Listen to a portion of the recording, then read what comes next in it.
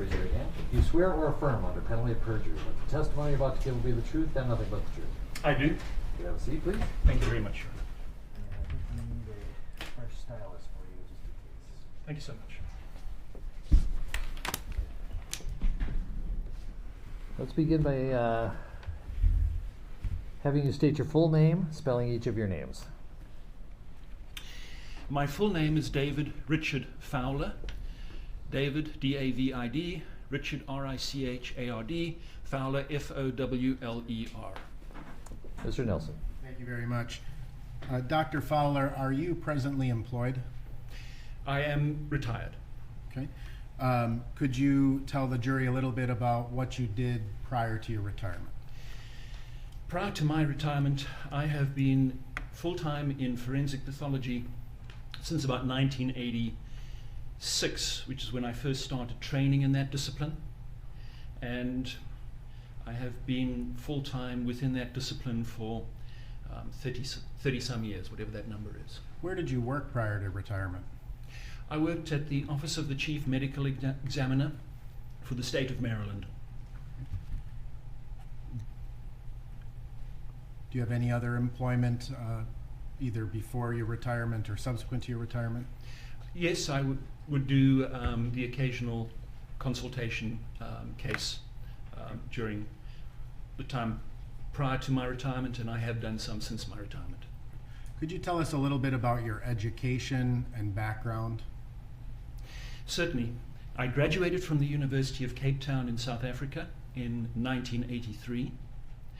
I did a year of internship in general medicine and general surgery. That's required in South Africa before you can get a medical license. I then followed that with a year of training in pediatric pathology at the Red Cross Children's Hospital in Cape Town. And completing that year, I entered a full-time 5-year training program at the University of Cape Town in forensic pathology. And are you board certified? I am. And so the system in South Africa is that you eventually graduate with a Master of Medicine in your discipline. So I ended up with a Master of Medicine in forensic pathology, which qualifies you in the South African system to be what they call a specialist, which in this country is the same as an attending physician, just different terminology. But that's equivalent to board certification here. When I came to the United States, I felt it was very important to get an American qualification if I was going to work in this country full-time. And so I went back, and the American Board of Pathology demands that all pathology training is done in the United States or Canada. So, if I wanted to do that and be eligible for their examination process, I had to then go back and retrain. So I went to the University of Maryland for 2 years to complete additional anatomic pathology training to qualify me for that portion of the examination process, and then 2 years of forensic pathology training at the Office of the Chief Medical Examiner. I then took my board examinations through the American Board of Pathology in anatomic and forensic pathology, and passed those exams. Great. So how did your career progress after you received all of that education? So at about the time that I finished my training, I was recruited full-time into the Office of the Chief Medical Examiner as an assistant medical examiner. And What year was that? I would have to look at my CV to be absolutely certain, 95 or 96, somewhere in that range. Are you a licensed physician in the United States? Yes, I am. Now, you were educated in large part in South Africa, but then also here in the United States. Are there some differences between the degrees, or are they the same? They're different letters after your name. But so if you go through the system which is derived from the old British examination process, you end up with a MB, CHB, and some of them have different letters, which basically mean you have 2 bachelor's degrees, a Bachelor of Medicine and a Bachelor of Surgery. And it's a 6-year training program, not a 4-year training program like you have in the United States. Just different ways of getting to the same end point. if you want to work as a physician in the United States, you have to go through a process which, when I went through it, was run by the Educational Commission for Foreign Medical Graduates. And they make an assessment as to whether or not the university that you went to meets the appropriate standards. And these are all universities that are approved by the World Health Organization as meeting certain standards. Once you've been approved and your university is recognized, then you have to go through a set of board examinations which are very similar to all US graduates graduating from a US university. So nowadays they are known as the USMLE examination. So we go through exactly the same process for evaluation. And then you can be, you can apply for a medical license in the United States based on that process. Okay. Thank you for explaining that. And in terms of, just to clarify, you are a licensed physician? Yes, I am. All right. And you have board certifications in forensic pathology and anatomic pathology, that's correct? Yes, I do. And you worked as a pathologist or a forensic pathologist in the United States since approximately 1995? So that's when I qualified and finished my training in the United States. But I was working as a pathologist all the way from the time I arrived in 1991. So I've had uninterrupted work within pathology all the way from 1990, when I started my training in pediatric pathology at the Red Cross Children's Hospital, which was probably back in 1985. But some of that is training, so the question is whether you want to count that as being a pathologist or just a trainee pathologist. Okay. What is a pathologist? How would you describe that to the jury? Typically, the pathologist that most people will come across, will not come across, because they work in the laboratory in a hospital. And they are the individuals who will run the laboratories, and those laboratories are the ones that take the samples which are taken from individuals during treatment by the surgeons and other clinicians, physicians, and do the analysis on those. So blood specimens, urine specimens, and then any biopsies or surgical specimens that are removed from an individual are analyzed in the laboratory by a pathologist. And that is the anatomic pathology training, as well as some of that is clinical pathology. Can you tell the jury a little bit about your work with the Maryland Medical Examiner's Office? Yes. So, having finished my training in forensic pathology, I was recruited, became an assistant medical examiner, did that for several years, and then was offered the position of deputy chief medical examiner. And in Maryland, they have two deputies, one which is in charge of autopsy services, and one which is in charge of statewide services.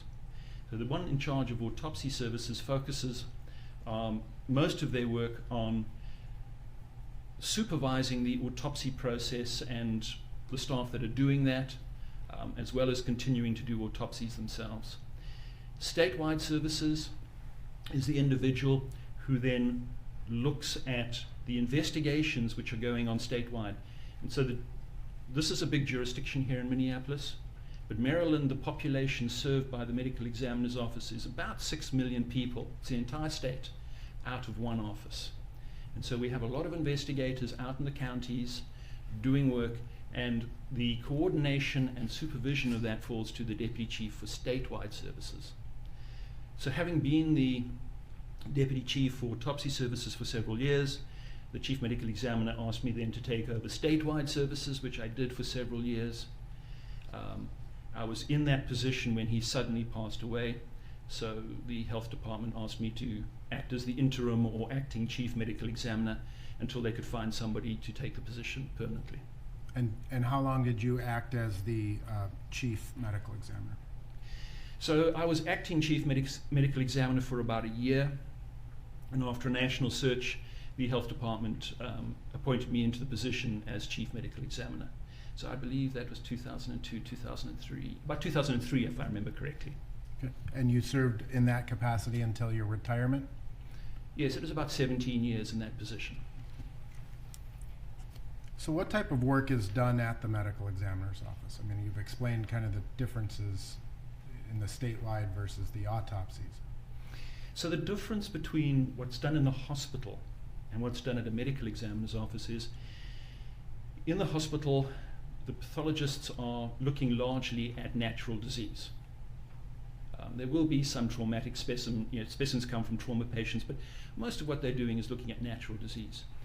The forensic pathologist is an individual who's gone on to do that additional training in wound patterns and other non-natural events that threaten life and cause death.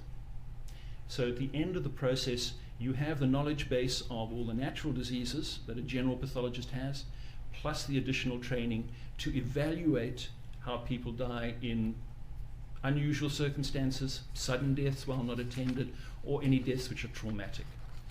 So that's the additional training. That portion is what's done at a medical examiner's office, are these sudden, unexpected deaths. And so the best way of thinking of a medical examiner's office is a 24-hour emergency medical institution. People die all the time. It's got to be available 24 hours. All of these deaths, you need to respond to them rapidly and appropriately and in a dignified way. So it's a 24-hour emergency medical institution with the one responsibility at the end of the day of making a determination of the cause of death of the individual that has suddenly died. In addition to your work at the medical examiner's office, did you also do some teaching? Yes. Where? So I've taught at the University of Maryland. I'm a professor in both pediatrics and pathology at that particular institution. I've taught at the Johns Hopkins Hospital. I've taught at multiple hospitals in the Maryland, DC area. I've taught at the FBI Academy. I've been invited as a guest lecturer and or visiting professor at multiple universities internationally. Okay.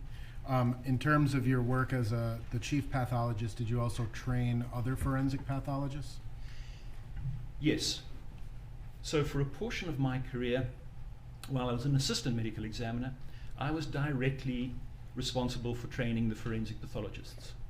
In other words, when a forensic pathologist trainee, what we would call a fellow, is doing a case, I would be directly supervising everything that they did on that case. And it would be my responsibility to ensure that that case was done correctly. And so it's almost like an apprenticeship, and they are standing, they're going to do the case, but you're going to be watching carefully and evaluating every single part of that process as they gradually grow through that learning curve to become a forensic pathologist. So for a while I was hands-on actually teaching at the autopsy table. When I became deputy chief, I continued to do that, but one of the roles that was assigned to me was the residency director position for the office. And so that is the position where you supervise the residency program and how that program is accredited and evaluated by an outside agency, so you have to make sure that all of those requirements are done. So that's just an additional layer on top of that. So were you responsible for recruiting the residents and things of that nature? Recruiting, evaluating, bringing them in, and then obviously training, evaluating. And at the end of the process, each of those fellows, before they can take the board exam in forensic pathology, require that the institution complete a declaration that they have met the standards in order to practice. And that is before they can take the exam. So they are constantly evaluated daily, quarterly, and then at the end of the year to ensure that they have met the standards that we can attest to, so they are then qualified to take the examination through the American Board of Pathology. And you've testified in cases before? Yes. State and federal? Yes. Civil and criminal?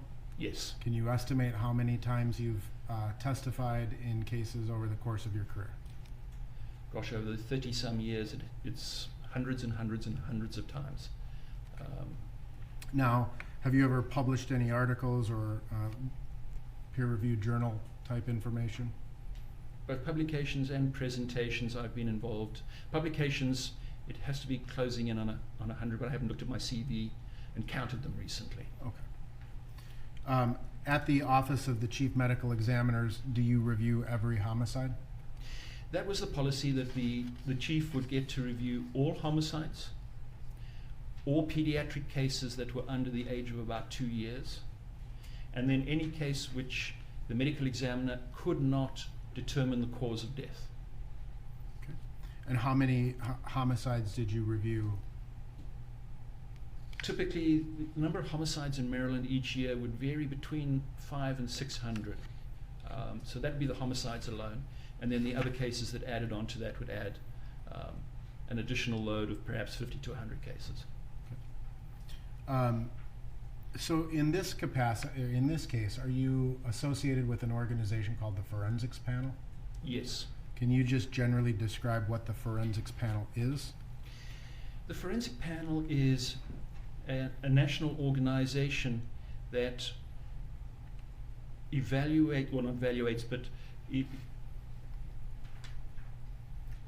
looks at cases and does evaluations on cases in the forensic sciences, the medical sciences, and the behavioral sciences. So it's a forensic science organization that looks at those particular issues. What is your role with the Forensics Panel? I am a forensic pathology consultant. In terms of the Forensics Panel, what's unique about how that organization operates? So the Forensic Panel really started the process of peer review evaluations in order to ensure that the case was diligently evaluated, objectively evaluated, and was based in the known science. So that's the first thing, and it's peer review, and that has evolved over time. Then it's an organization which has many different disciplines recognized or that are recognized working within it. So it's a multidisciplinary team. So you have experts in all sorts of medical fields that can be assigned to the case depending on the nature of the case. It's an independent organization. Is it similar to what's called an M&M conference? A mortality and morbidity is what you're referring to.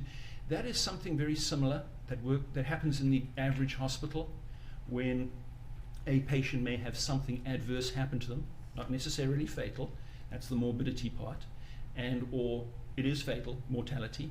And in those circumstances, physicians will present in a closed environment all of the materials and their evaluation, and the general physician population that have gone to that conference can sit down and critique it, evaluate it, and it's an opportunity for self-evaluation, learning for people, and quality assurance for the hospital program. Yes, it's similar. How did you end up working within the Forensic Panel, and when? About 15 years ago, I was approached by the Forensic Panel, and they indicated that another forensic pathologist had recommended me as somebody who might well fit their program.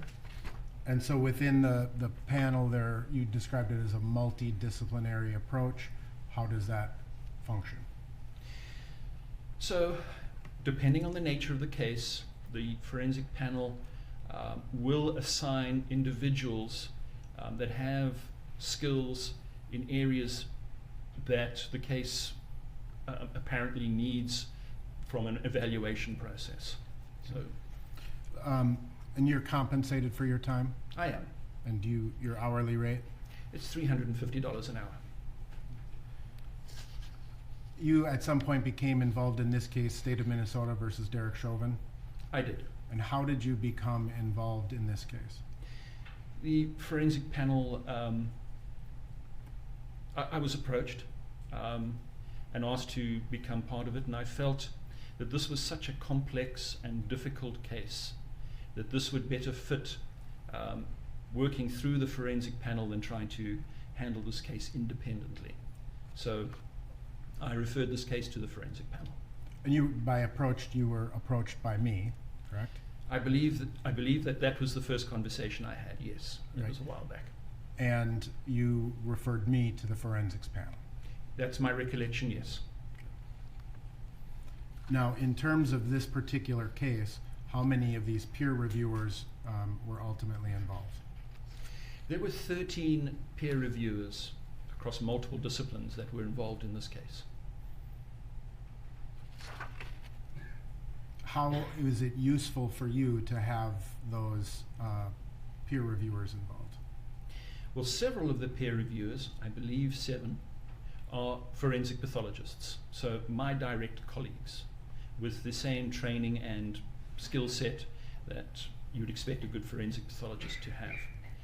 There were additional individuals in behavioral health, pulmonologists, emergency room physicians, toxicologists that were present as part of the evaluation team, because they have the detailed knowledge in those other areas that really helps critique any opinions that I may form and provide their expertise in ensuring that everything was looked at and that any opinion that is expressed is based in science.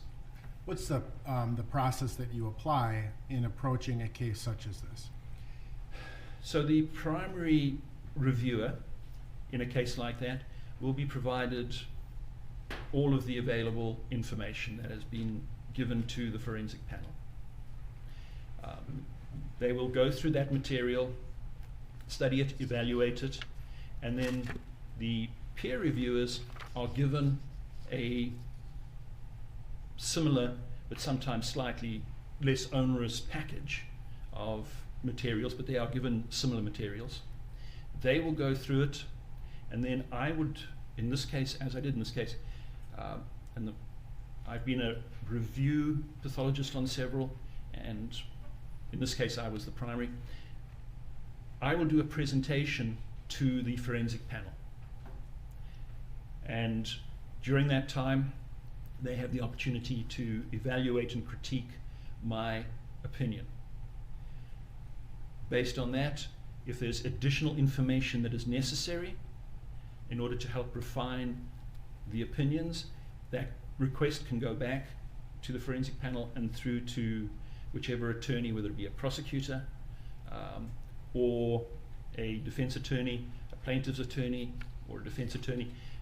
Requests for the appropriate additional information can be made, and if that information is available, sent back so we can complete and try and ensure that we haven't missed anything. So there may be several reviews along the way, and then at some point, if the Objection, Your Honor, to the narrative nature of the response, and Fair. could we, Your Honor, approach the bench? Cyber.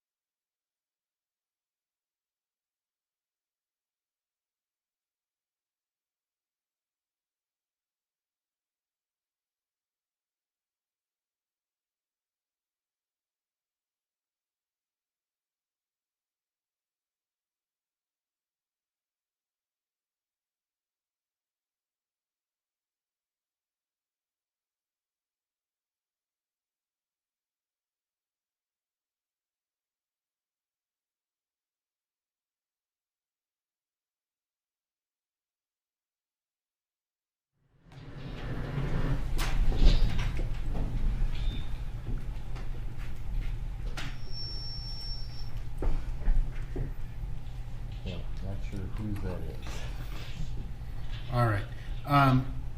Dr. Fowler, are you familiar with NAME? Yes, I am. And what is NAME? NAME is the National Association of Medical Examiners.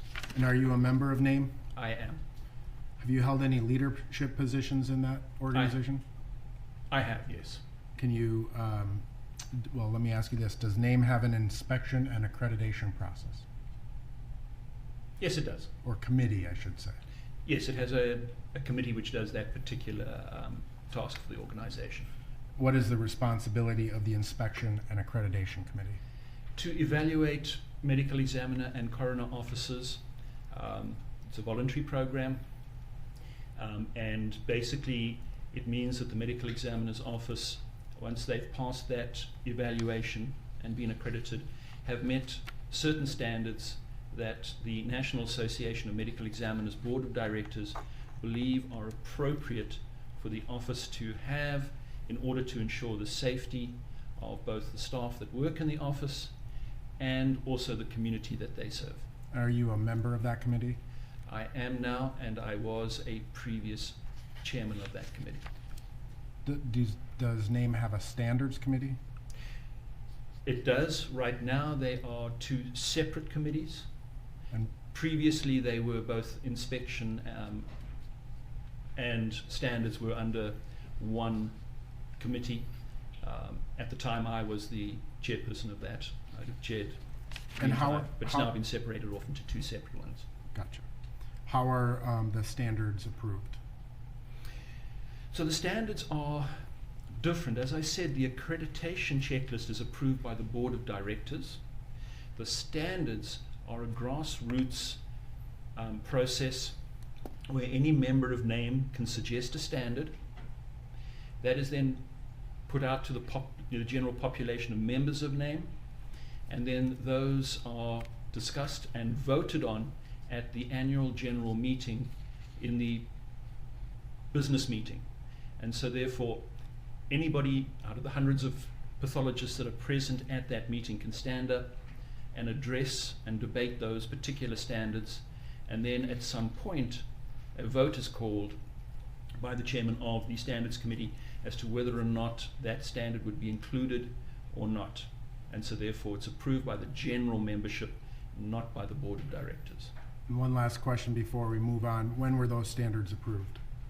The initial standards started out in 2005, and then they get updated on a regular basis because medical knowledge changes, and therefore one needs to keep them appropriate and fresh.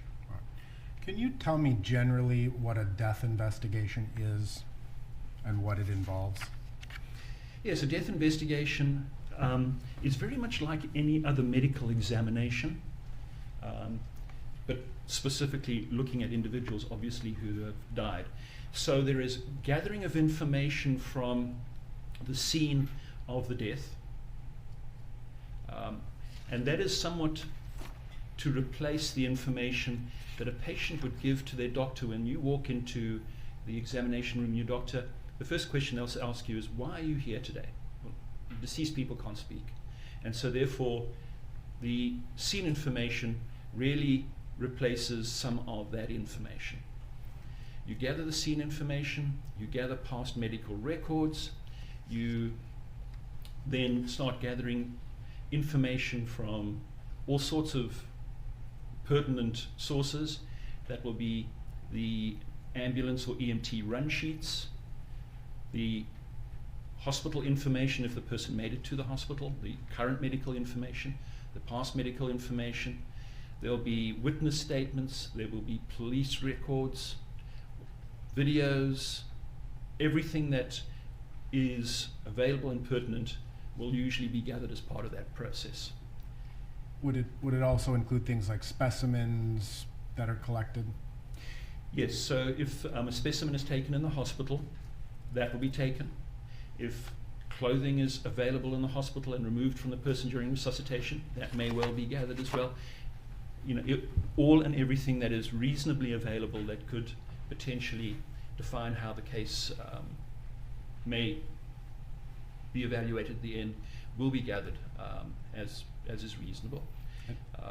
So yes, hospital specimens. If the person, for instance, went into surgery and a specimen was removed from them during the surgical procedure to try and save their life, that would also be requested. So there's lots of things that you would try and get. And is there then, ultimately it results in a death certificate? Well, there's a long process which goes on before that. How long does that process take? So, you know, the process would include an autopsy, which is an external examination of the person, an internal examination of the person, maybe x-rays of the person, CT scans of the person, depending on the resources and needs of the case. Additional specimens will be taken at the time of autopsy to look at under the microscope and or send off to a toxicology laboratory. And I'm talking very generally. Every case is going to be different. At the end of that process, you begin the evaluation of the case.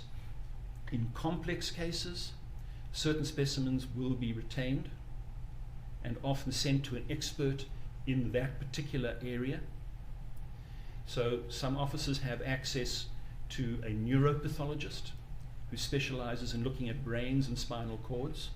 So if you have that resource and it's a case where that really may well assist in getting the additional detail that a specialist who only looks at that can provide, then you'll save that specimen and have them look at it in conjunction with you. So it's usually an examination of the two with that extra expertise at the same time.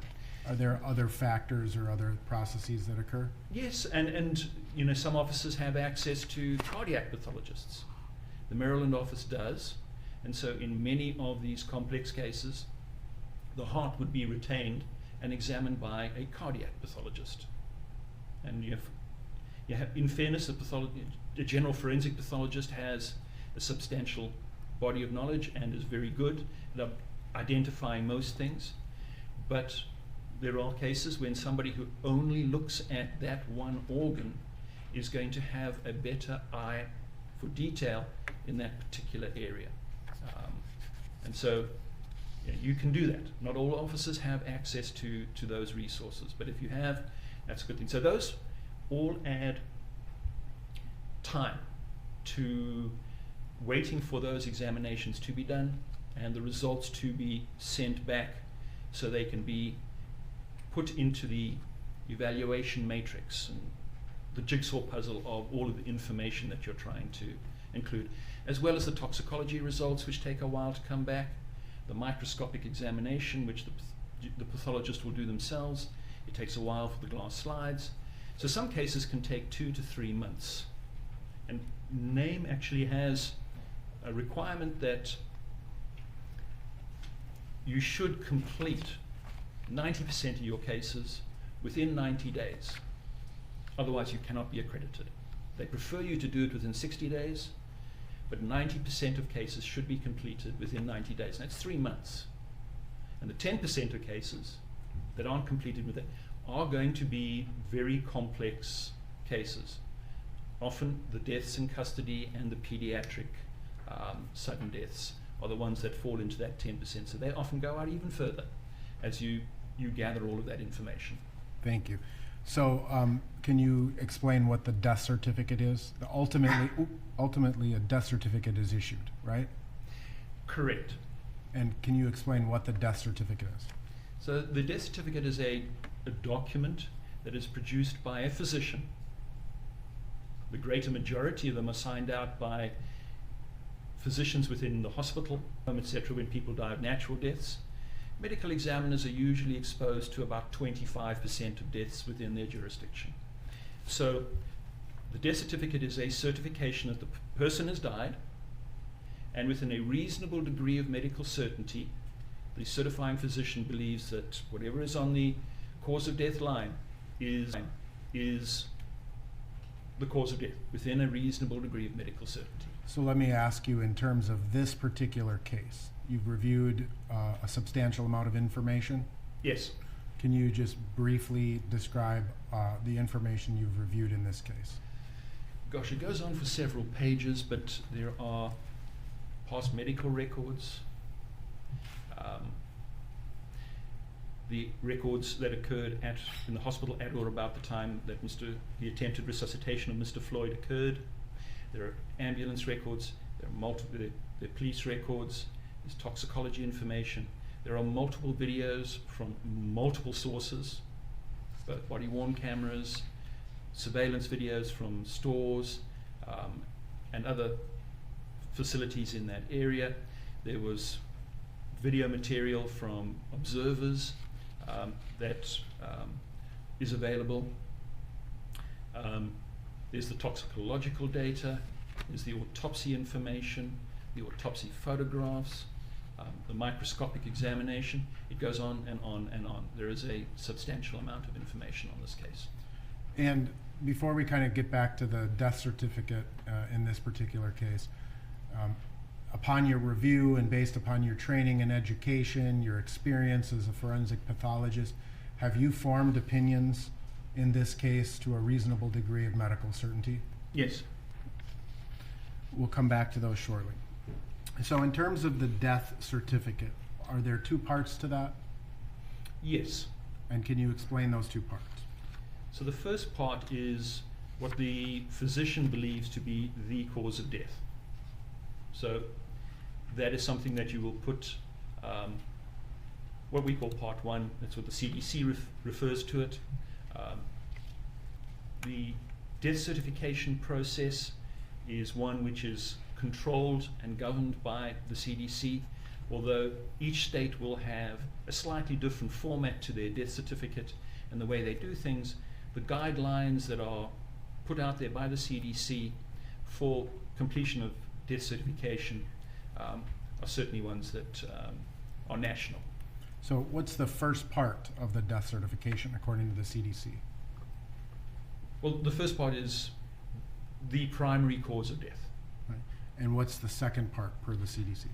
Other significant conditions contributing to death, but not directly related to what's in part one. Now, I am going to like to show Exhibit 193, which is already in evidence. You see that in front of you, and ask to publish.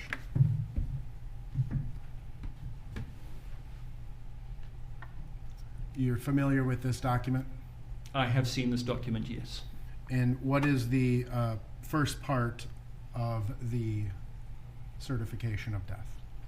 So the first part here, the cause of death, is cardiopulmonary arrest, complicating law enforcement, subdual, restraint, and neck compression. Now, under that, there's a phrase that says underlying. Is that what you're talking about in terms of the second part per the CDC? No, the way the CDC normally phrases it is you can break it out into multiple lines. So it could be cardiac arrhythmia due to such and such, due to such and such. And so that's where the underlying conditions come into the death certificate. At least, when you look at the CDC guidelines and the death certificates that I'm used to completing. Okay. The second part that I refer to as part two on this death certificate is called other contributing conditions. And what are the other contributing conditions that you review here?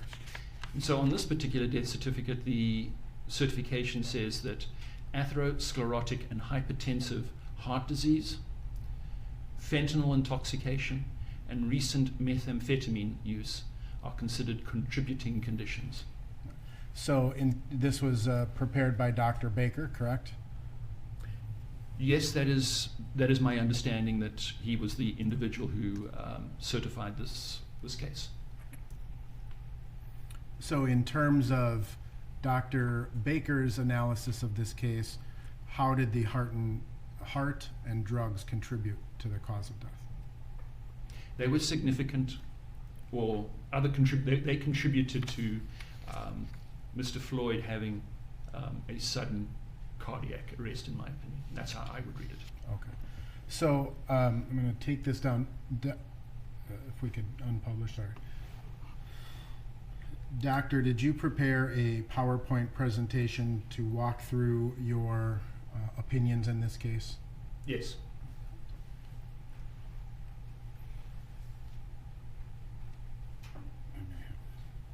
Judge, I've identified this as demonstrative exhibit 1098, and I'd move to publish.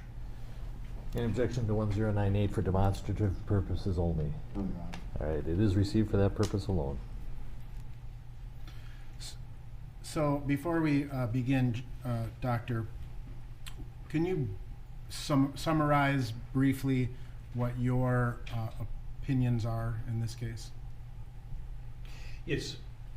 So in my opinion, Mr. Floyd had a sudden cardiac arrhythmia or cardiac arrhythmia due to his atherosclerotic and hypertensive heart disease, or you can write that down multiple different ways,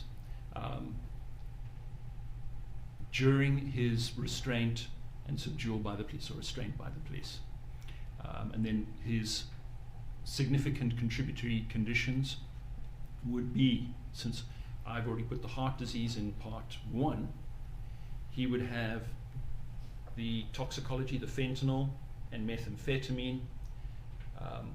There is exposure to a vehicle exhaust, so potentially carbon monoxide poisoning, or at least an effect from increased carbon monoxide in his bloodstream, and paraganglionoma, or the other natural disease process that he has. So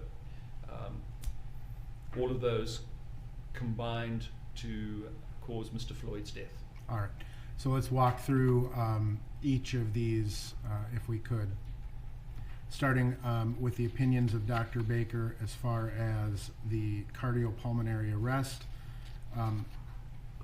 Before we do that, if we could publish the exhibit, Your Honor.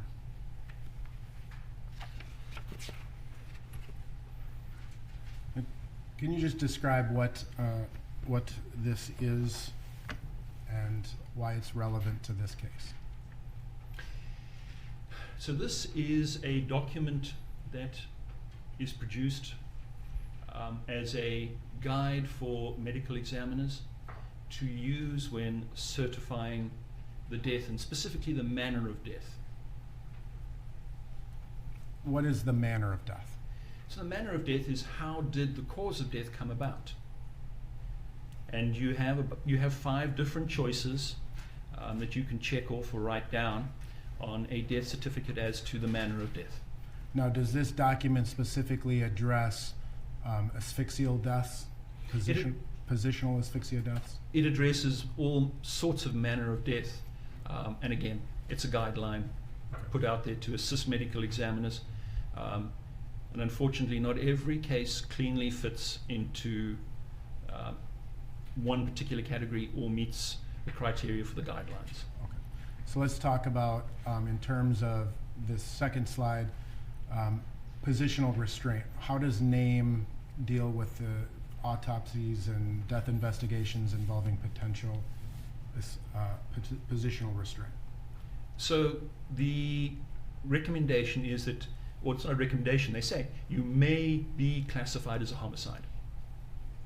Okay. It doesn't say shall or should, it says may be classified as a homicide. Again, we have to recognize that these are medical guidelines.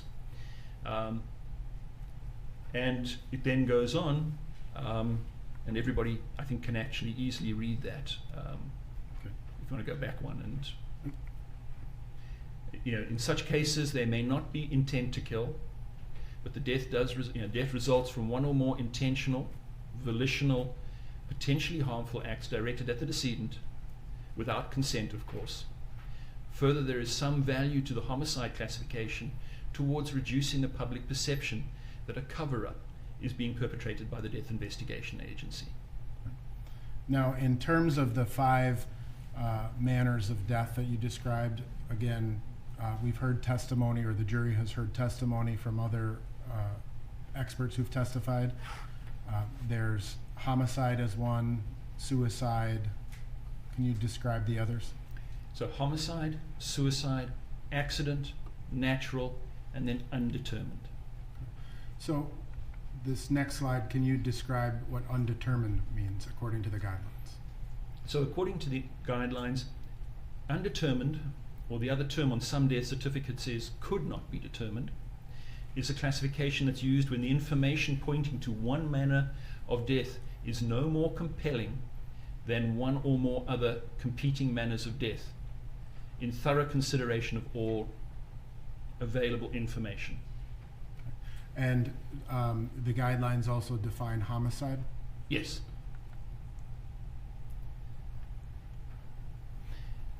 And again, homicide occurs when a death results from a volitional act, in other words, an act a person did, committed by another person to cause fear, harm, or death. Intent to cause death is a common element, but is not required for classification as a homicide. More below. It is to be emphasized that the classification of homicide for the purposes of death certification is a neutral term and neither indicates nor implies criminal intent, which remains the determination within the province of a legal process. Why is that second part important? Because this is a medical opinion that is on a death certificate. The manners of death are unique, or virtually unique, to the United States of America. These were put on the death certificate by the Center for Disease Control in order to gather information as to how Americans died or die for epidemiological purposes and to study and try and prevent deaths. They are not meant to usurp any kind of legal process. And in fact, in many circumstances, regardless of what the medical examiner puts on a death certificate in the way of a manner, the legal system can and will act in a completely independent and different format. Okay. Now, again, we discussed a little bit about the CDC death certificates, the instructions. Is this the guideline by the CDC? Yes.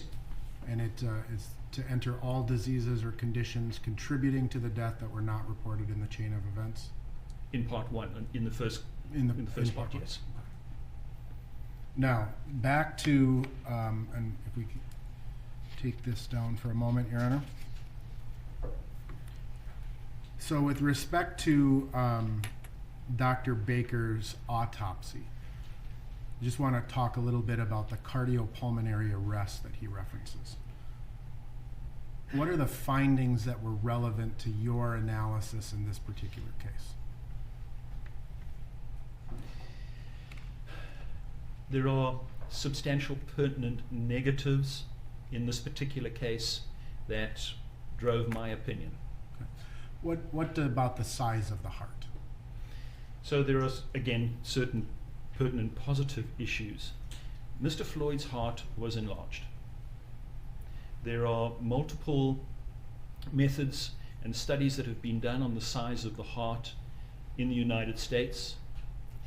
There's one study out of the medical examiner's office in San Antonio, Dr. Molina and DeMaio, where they took a series of individuals who died suddenly with trauma and hopefully eliminated, as part of that process, natural disease that might have caused alterations in the heart size. Excuse me, doctor, did you prepare a slide relevant to this, and if we could publish it? Yes, I did. Okay. So the Molina study you were referencing? Right. So in their study, they found that 95% of males had a heart weight of between 233 and 383 grams. Anybody outside of those limits, and you would expect about 2.5% to be lower and 2.5% to be higher. That's the 95% certainty on either side of the mean. And so that is what they proposed as being the reference range for adult males. Now, how about the Mayo study? So the Mayo study is one where you can go in and calculate the weight based on the size of the individual, which is potentially more accurate, because you don't really want to take 130 pound, 5'5" male and say, and plug them into a particular range. You'd expect their heart to be smaller, as most of their organs would be smaller. And Mr. Floyd was a very tall, robust-looking individual. So I would expect him to have a larger heart. And so the type of study, such as the Mayo study, where they put in the sex of the individual, male, the height and the weight, and then come out with, as part of that calculation, accounting for that, the 95th inclusion rate would top out at 510 grams in this circumstance. So Mr. Floyd's heart weight at 540 is outside this range. I will tell you, there are multiple studies. There's another one out of Chicago and Northwestern University, which has even broader range and would indicate that Mr. Floyd was within the 95 centile, but still right up at the very top end of normal. Bottom line is, he has an enlarged heart. Okay, if we could unpublish this, Your Honor. So in terms of, that's what you ultimately kind of see as relevant evidence here is that Mr. Floyd had an enlarged heart. Yes.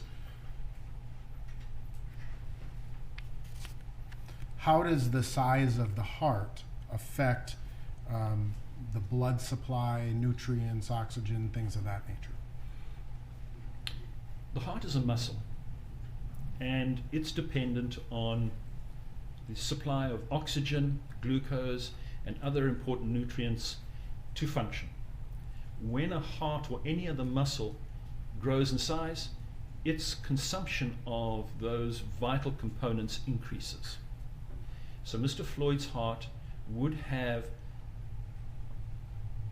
twice the need of those nutrients compared to a 260 gram heart or 270 gram heart, which would be halfway. It would be right in the middle of the Molina study criteria, because there's just twice as much heart muscle to support, and each of those cells is bigger and requires more oxygen. So it's kind of like the law of supply and demand, right? Correct. All right. What happens to a person when they experience like a lack of supply, so to speak? So like every other organ, the heart has certain reserves of energy built in. The typical amount of reserve in our brains is enough for us to maintain consciousness for about 10 to 15 seconds. And that is the organ which is most sensitive to constant supply. The heart or the brain? No, the brain. The heart is the next. But like other organs, it will be able to maintain function even when the supply is reduced or even completely cut off. But at some point, you do have to resupply, because those reserves are, when the heart is being exerted, are being used. And you either have to completely replace them, or if you only partially replace them, at some point, you're going to exhaust the reserves. So how do we replenish the supply, so to speak? The replenishment comes through the coronary arteries, and they bring blood into the heart. As that blood arrives, it delivers oxygen and other nutrients, and it also removes the byproducts of the metabolism of those heart muscles as they contract. So what type of symptoms might someone who show if they are diminished in their supply? So at some point, there are a variety of symptoms that can result. You can feel your heart racing. You may even get palpitations. You get potentially short of breath. And in some circumstances, you may start getting chest pain, what we refer to as angina.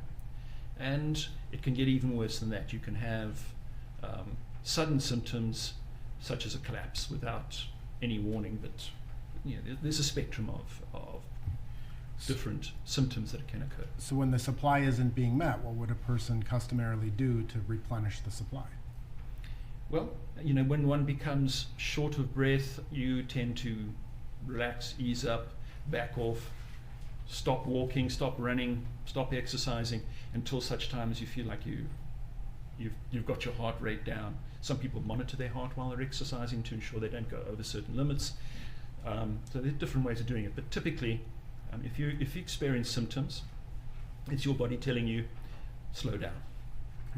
And what happens if someone doesn't do that? If you don't, and you don't heed those warnings, or you can't heed those warnings for other circumstances, the consumption of those essential metabolites goes on. The production of the products of contraction, which need to be removed, continues to increase, and at some point the heart will fail, go have a sudden cardiac arrest / arrhythmia. That's what you expect to see. So, I mean, within the field of forensic pathology, what would you call the stopping of the heart? We typically call it sudden cardiac arrest or cardiac arrhythmia. What's the difference between sudden cardiac arrest and arrhythmia? A sudden cardiac arrest really is an observational situation. You observe the person suddenly stop functioning. And usually the background process is an arrhythmia of some sort. Okay. Often starting out as a relatively benign arrhythmia and then progressing into a more malignant arrhythmia, which then decreases the function of the heart and eventually the heart fails. Okay. So what types of things might cause a heart to be bigger like Mr. Floyd's? The commonest one in the United States, which is part of the developing world, is hypertension, what we would call essential hypertension. It just happens. And based on what you reviewed, did you determine whether Mr. Floyd had hypertension? The size of the heart would be extremely good evidence that he had hypertension. Secondly, there are medical records that I did see where he had an elevated blood pressure at previous hospital administrations or previous clinical interactions. So yes, there's evidence that he had that. And then there was something else found at autopsy, a tumor that is sometimes associated with hypertension as well in certain people. That's a paraganglioma? Paraganglionoma, yes. Anoma, sorry. We will talk about that a little bit later. So just kind of generally, can you describe the major blood vessels of the heart? Yes, there really are two major blood vessels, the right coronary artery and the left coronary artery. The left coronary artery, within a very short distance of coming off the aorta, divides into two major arteries, the left anterior descending and the left circumflex. So some people call it 3 coronary arteries, but technically there are 2 with one dividing into 2. Neither description would be incorrect. And what is narrowing or stenosis of the arteries? So narrowing or stenosis of the arteries means that the arteries, the lumen, the inside diameter of that artery is smaller than it should be. It has been narrowed by a disease process. Okay. How does long-term drug use affect narrowing of the arteries? There are certain drugs that do cause advanced or more rapidly advancing atherosclerosis. Not just drugs, but many substances and toxins, even smoking, for instance, is associated with earlier atherosclerosis. And certain drugs and other drugs, substances, can be added onto that particular dose. So even urban pollution has a risk of advancing heart disease. What specific drugs? Well, in this particular case, methamphetamine, which was present in Mr. Floyd, has been associated with earlier onset of narrowing of the coronary arteries by atherosclerosis. And can you describe the difference between proximal and distal narrowing of the arteries? Right. So the narrowing can occur anywhere up and down the artery. When it occurs close to its origin, i.e. close to the aorta where the blood supply comes from, we will call that proximal. If it occurs far down the artery towards the end of the artery or further down the artery, it's called distal. The implications are somewhat different, And if you have narrowing close to the beginning of the artery, anything downstream from that narrowing is subject to decreased supply of blood.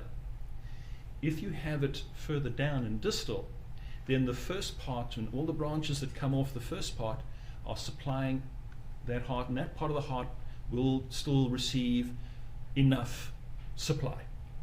It's not restricted. But once you get to beyond the narrowing, any tissue, heart tissue, muscle downstream from that is going to be subjected to a reduced supply. Okay. And so in this particular case, he had significant narrowing of all of his coronary arteries close to their origin, which really is consistent with all of his heart, unfortunately, being subjected to reduced supply, not just a portion of his heart, but the entire heart. Is there a certain amount of narrowing that forensic pathologists consider to be enough to cause sudden death? So the typical conventional number that forensic pathologists use is between 70 and 75% narrowing is a risk factor for sudden cardiac death. Can you survive with greater than 75% narrowing? Oh, absolutely. I have seen many, many cases where it can be 90, 95%. Again, it depends where on the artery it is. So a proximal narrowing is more dangerous than a distal narrowing because only part of the heart. And in this particular case, we know Mr. Floyd had 90% narrowing, so he was walking around with 90% stenosis beyond the 75, and that was not affecting him as part of his daily activities. So when he was at rest, walking around, doing his normal daily activities, I know of no information that he was symptomatic or having any problems. So yes, you can go beyond 75%. That's why cardiologists may conclude you could survive with greater than 75%? Yes, so I think the difference is that medical examiners see people who've died with 75%, and cardiologists see people who are walking around with 90%. So they see the live population, we see the dead population. And so we probably end up with different standards based on, unfortunately, that's what we see.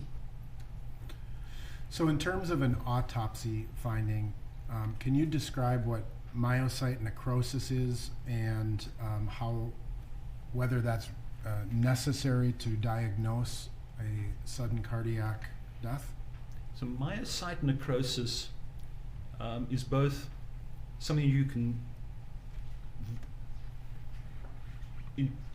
you have to visualize it microscopically. You have to look at the individual heart cell. The myocyte is just a word which is heart cell.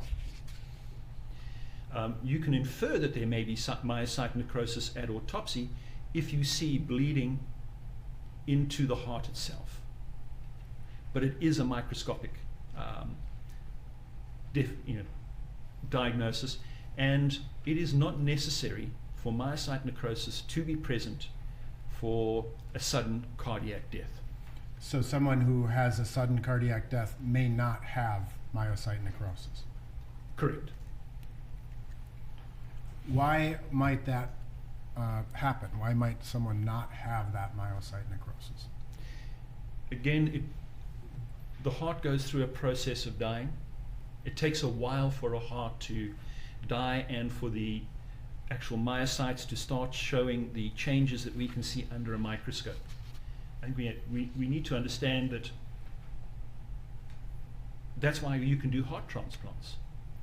There's somebody who has been injured or suffered some other catastrophe to their brain and is brain dead and is a donor, their heart can be removed,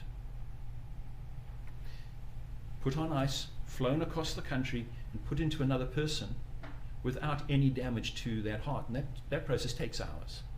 So if the death is rapid, you will not see myocyte necrosis. It's the time frame from the heart stopping to the time we typically see myocyte necrosis is going to be somebody who has had symptoms and survived for a period of time, so that that process can advance to the degree where we can see it under the microscope. Okay. Now, you've kind of talked about sudden cardiac events. Let's talk about the arrhythmia. Can you describe what is called the conduction system of the heart? The conduction system of the heart is a very important part of the orderly contraction of our heart. We have two chambers which receive blood from the body, the atria, and then we have two bigger, very muscular chambers, the ventricles, that pump blood under high pressure to the body. And so the way the heart works is it's a two chamber on each side. The one side supplying the lungs and the other side supplying the body, where the atria contract and push blood into the ventricles to fill them up. And then the ventricles contract to push blood to the body. The ventricles are very powerful, and there's a valve in between them to stop the blood flowing back.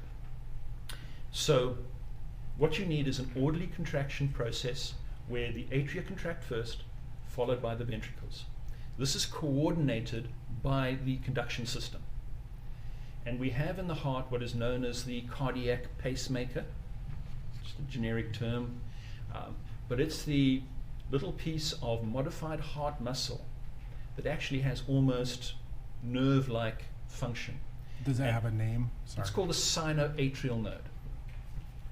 And that generates the initial activity which causes the atria to start contracting, and between it and another node which is at the junction of the atria and the ventricles, called the atrioventricular node, there is a little bundle of modified heart muscles that conduct that down, and then there are further modified heart muscles that go down to spread the impulse, the electrical impulse, to the heart to cause it to contract. What are those called? That's, it's the bundle of His, Purkinje fibers, etc. They will have medical terminology, but basically it's modified heart muscle cells. So what that does is the sinoatrial node fires, and the impulse is conducted down the fibers to the AV node.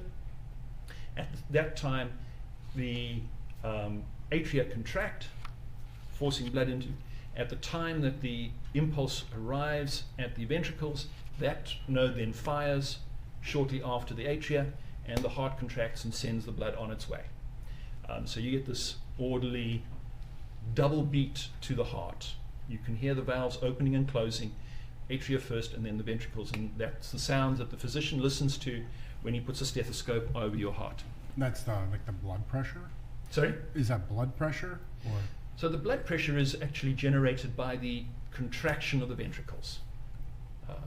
That's the essential output of the heart, is directly related to the volume and the pressure of blood that is pushed out of the heart. Okay. So what happens if this conduction system gets impaired? Then you don't have orderly contraction of the heart. And so if they fire at the wrong time, then if you had the atria and ventricles firing at the same time, you would move no blood. The ventricles are very powerful. They slam that valve shut. The atria fire at the same time. They can't force blood past it, and so you've got no flow to fill the ventricles. And is that an arrhythmia? That's an arrhythmia. So there are multiple different types of arrhythmias that are documented. And what can happen, can sudden death happen as a result of an arrhythmia? Absolutely.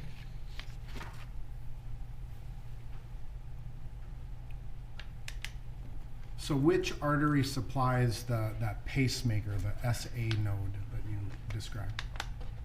The sinoatrial node is supplied by a small branch that comes off the right coronary artery. And did you review, again, the autopsy and observe findings relevant to Mr. Floyd's right coronary artery? Yes, so unfortunately, that was the artery which showed the greatest degree of narrowing. Which was how much? 90%. Does that increase, or that type of narrowing increase the risk for sudden death? Yes, in that if and when the blood supply needs of the heart on the right side increase, and that's also going to apply to the sinoatrial node, are not met, that sinoatrial node will not function properly and will not fire properly, and you will end up with an arrhythmia of some sort.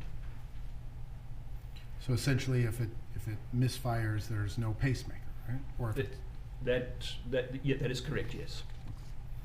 how does exertion come into the analysis? Exertion basically increases the demand for oxygen throughout the entire body, mostly because of the muscular activity. So as we exercise, our heart rate and our breathing rate normally compensate to increase the oxygen that we're bringing into the body through the respiratory system, and increase the amount of blood, or amount of oxygenated blood, which is being distributed to the body. And the way that increase of blood, the way the body increases the blood supply, is to increase the rate of the heart. So we will go from our resting heart rates, which are somewhere between 60 and 100, we'll push it up to 120, 140, 150, depending on the degree of exertion. And beyond, it gets dangerous. So essentially, the more exertion, the more oxygenated blood is needed. Yes. How do drugs like methamphetamine come into play as far as in terms of the conduction system? So methamphetamine is dangerous at several levels in this particular case. One, it has known arrhythmogenic potential. In other words, it sensitizes the heart to arrhythmias. It makes, it's just been documented that people on methamphetamine have an increased risk of an arrhythmia. Secondly, it increases the rate that the heart beats at. As a stimulant, it pushes the heartbeat rate up. So therefore, the heart is now going to demand increased oxygen, the heart muscle itself. And thirdly, it is a vasoconstrictor. What is a vasoconstrictor? So a vasoconstrictor is a substance which causes blood vessels, usually arteries, to narrow. And it's physiologically important, and it is protective in certain circumstances, but can become dangerous in others. And the way a vasoconstrictor works in most circumstances is to act on the muscular layer that's present in arteries. Our arteries have multiple different layers, and there's a muscular layer in there, and it causes that muscular layer to begin to contract. A little bit of contraction, that's good.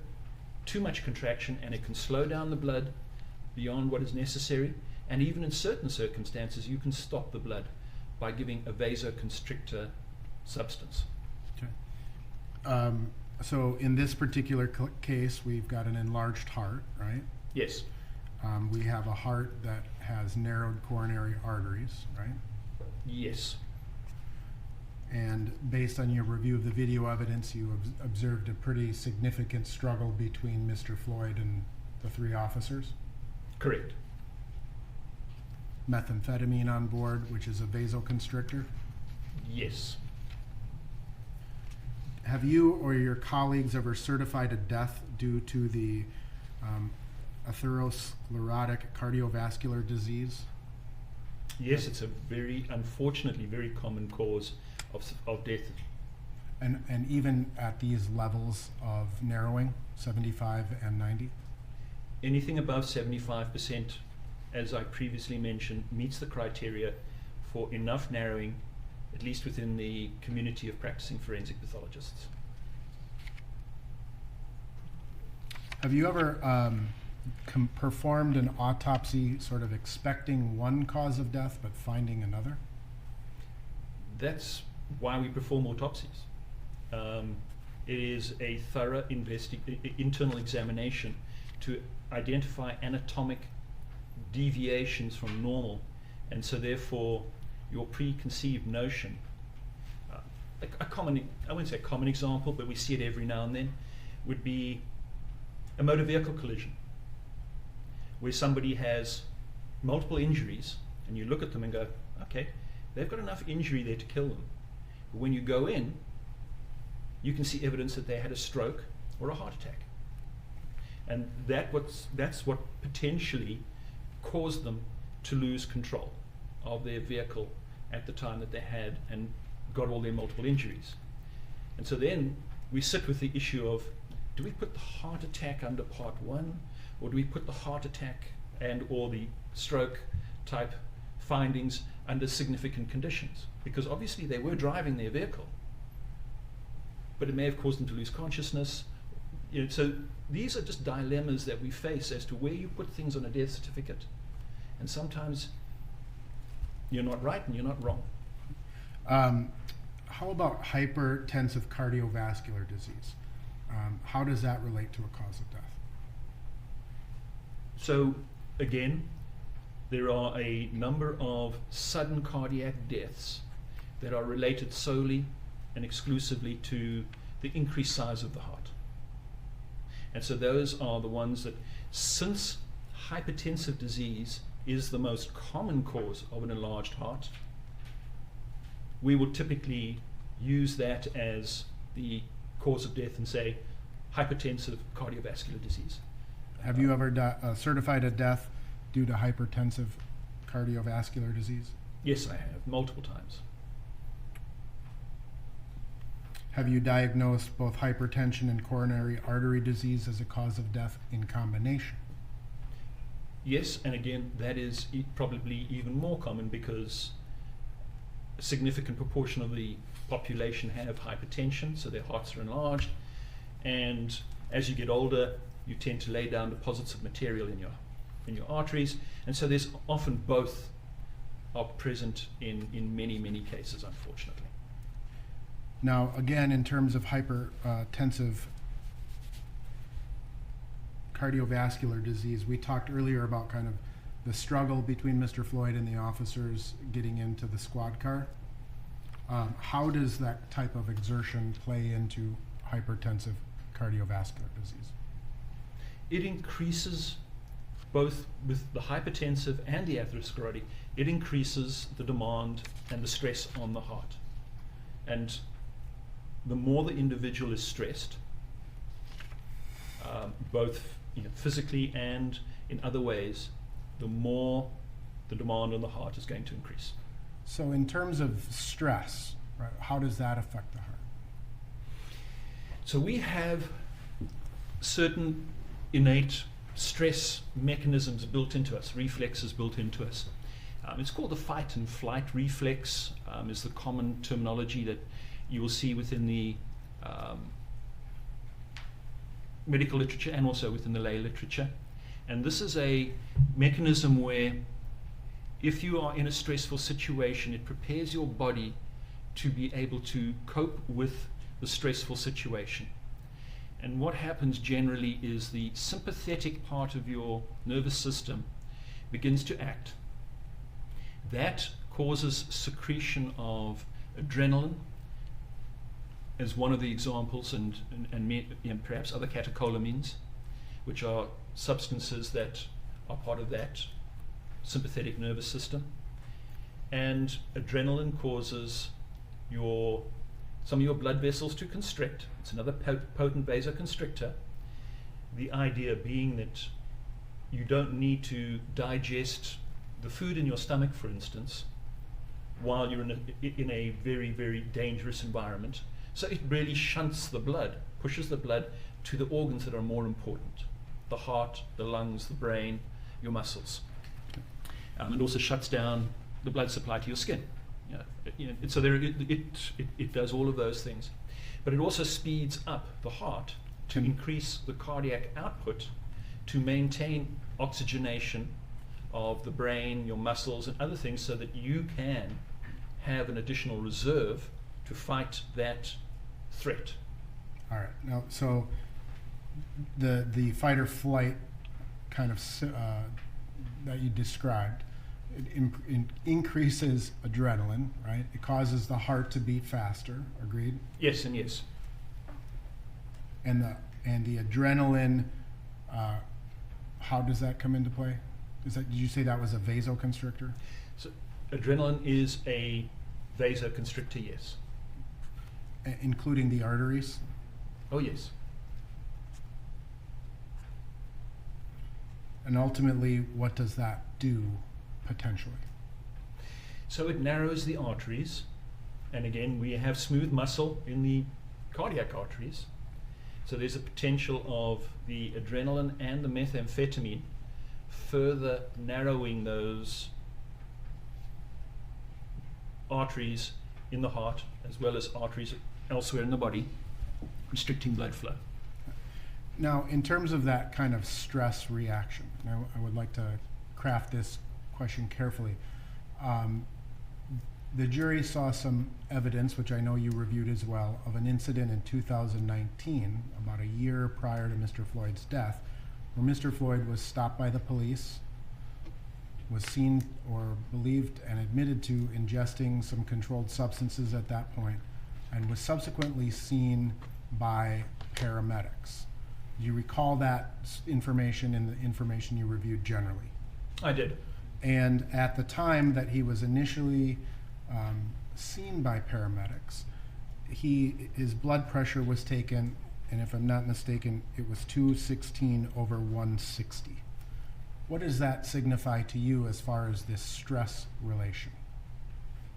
So a high blood pressure like that, and that's markedly elevated, could be due to his hypertension being out of control. But this is much higher than I would expect. Secondly, it could be part of the stress reaction where adrenaline is being secreted and it's pushing his heart rate up, and that will increase your blood pressure. And if adrenaline is secreted, it's also causing vasoconstriction. So there's more blood staying within the central vasculature, and so therefore that will also increase your blood pressure. There are multiple explanations for that, but certainly stress would be one of them. Okay. Your Honor, I believe that right now would be a good time for our mid-morning break. Members of the jury will take 20 minutes. Let's reconvene at 11:10.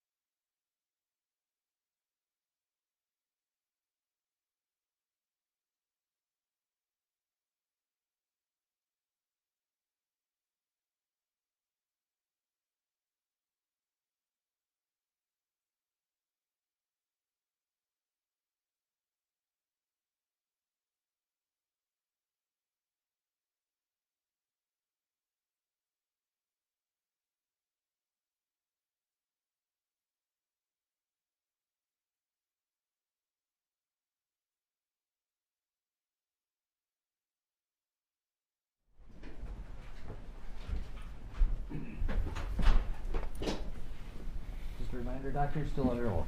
Yes, Your Honor.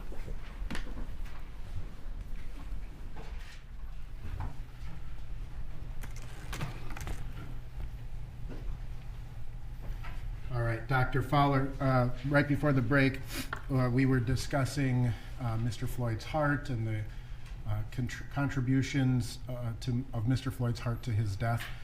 Did you form, in your opinion, to a reasonable degree of medical certainty, which you thought was the principal cause of Mr. Floyd's death? Yes. And what is that? Cardiac arrhythmia due to hypertensive atherosclerotic cardiovascular disease during restraint.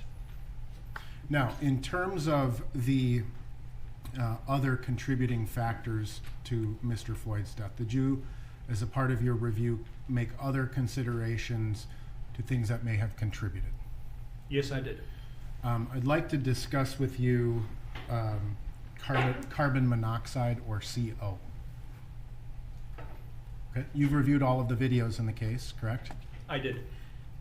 Did you pay attention to where Mr. Floyd's head was positioned relevant to the squad car? Yes, I did. Which way was his face, nose, mouth facing? His face was facing towards the vehicle, towards the rear of the vehicle, and directly towards the area where you would expect the tailpipe or tailpipes of a vehicle to be. And let me just ask you, are you suggesting that Mr. Floyd died from carbon monoxide poisoning? Absolutely not, no. Not a full carbon monoxide poisoning, no. All right. Now, I'd like to, if the court could publish, and before the court does, the next slide has a screenshot from Officer King's body-worn camera at 20:24:09. Do you see that in front of you there? I do not at this time, no. Okay.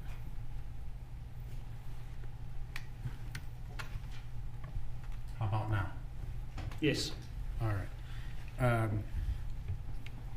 Your Honor, I have independently marked this single slide as Exhibit 1058. And based upon discussions with counsel, I'd move for its admission. Any objection? No objection, Your Honor. 1058 is received. Permission to publish? All right. Dr. Fowler, based on your review of the videos and evidence, were you able to determine if the vehicle was running? There was evidence that the vehicle was running. What would that evidence consist of? What I observed was a collection of fluid. I don't know if this is working. Maybe I'm doing the wrong way. Collection of fluid. Objection, Your Honor. May we approach? Sure. Back on.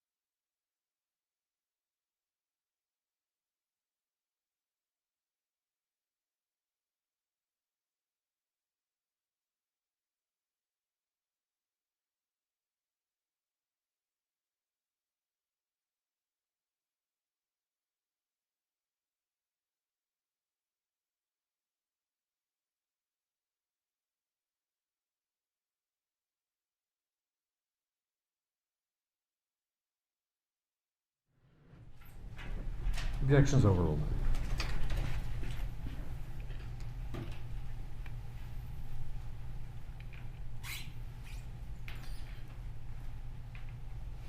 Dr. Fowler, based on your general knowledge as a forensic pathologist, your personal experiences, what comes out of a car's exhaust?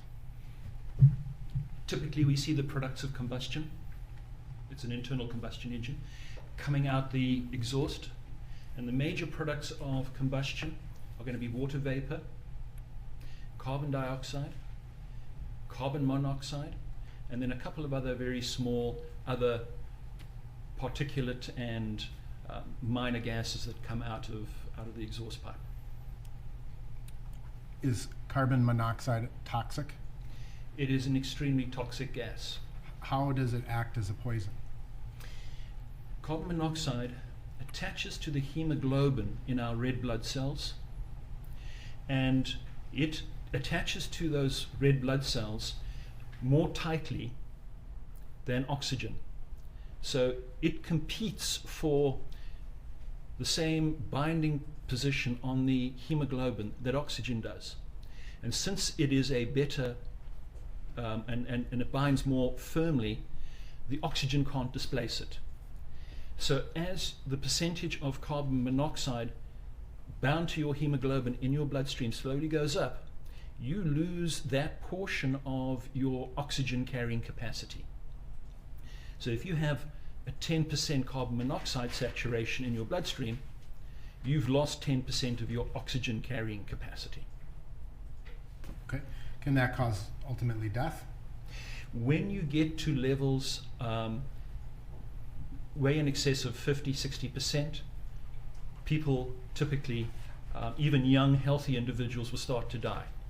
The issue is that people with significant heart disease and reduced capacity in their heart are going to be adversely affected earlier.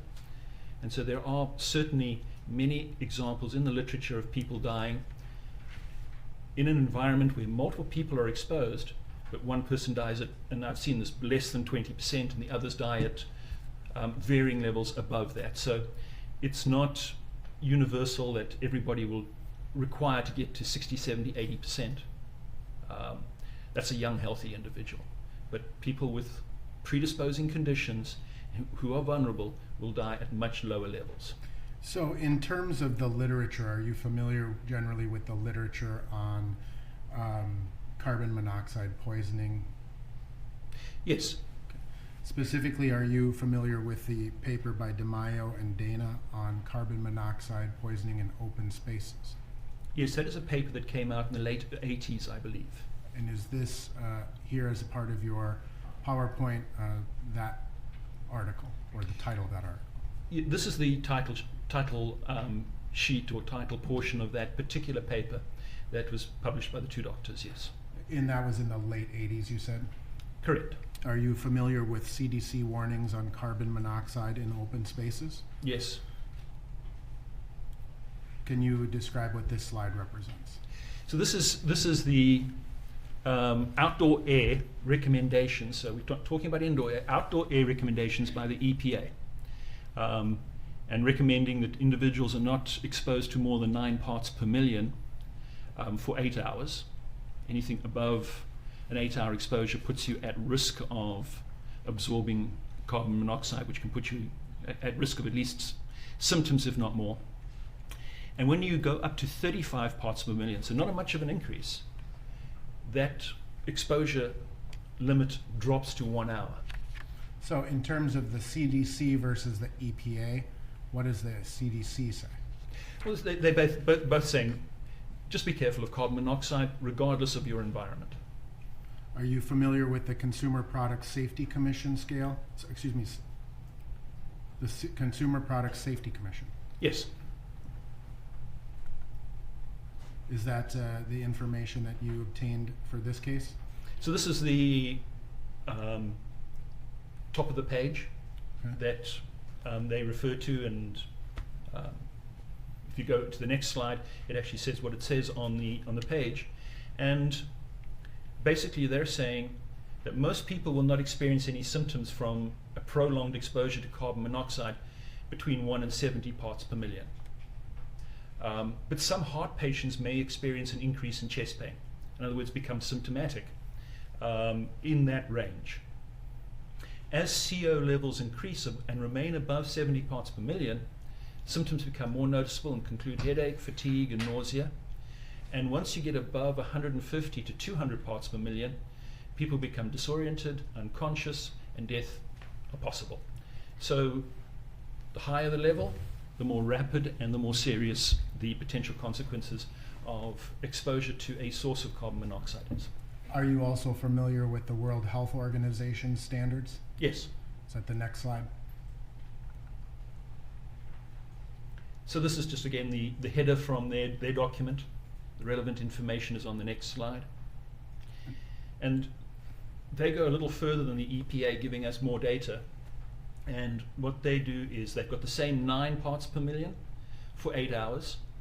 Their recommendation is not more than 26 parts per million for 8 hours, not the 35 that the CDC, the EPA has.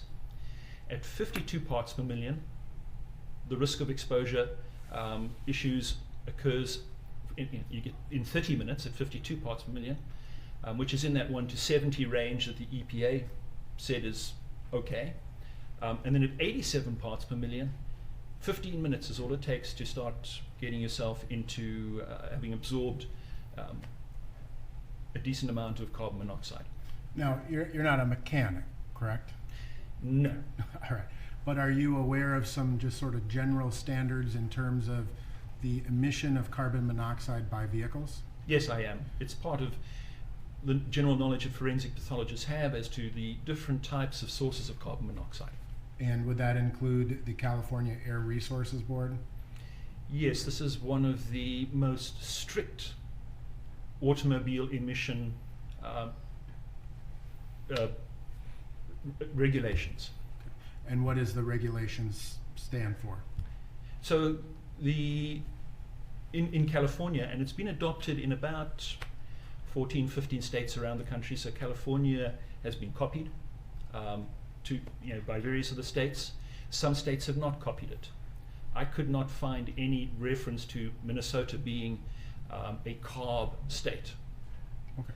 So, but adopting the California stringent regulations, a vehicle may emit up to 1,200 parts per million of carbon monoxide from its exhaust. And I'm going back to the prior slide, where would that fall within the World Health Organization guidelines? Well, they go up to 87, we're talking 1,200, so we're talking in excess of 10 times. 12, Now- 13 times. Now again, you're not suggesting to the jury that Mr. Floyd died of carbon monoxide poisoning. Not exclusively, no. Okay. How would you be able to determine the role that carbon monoxide played in a particular death?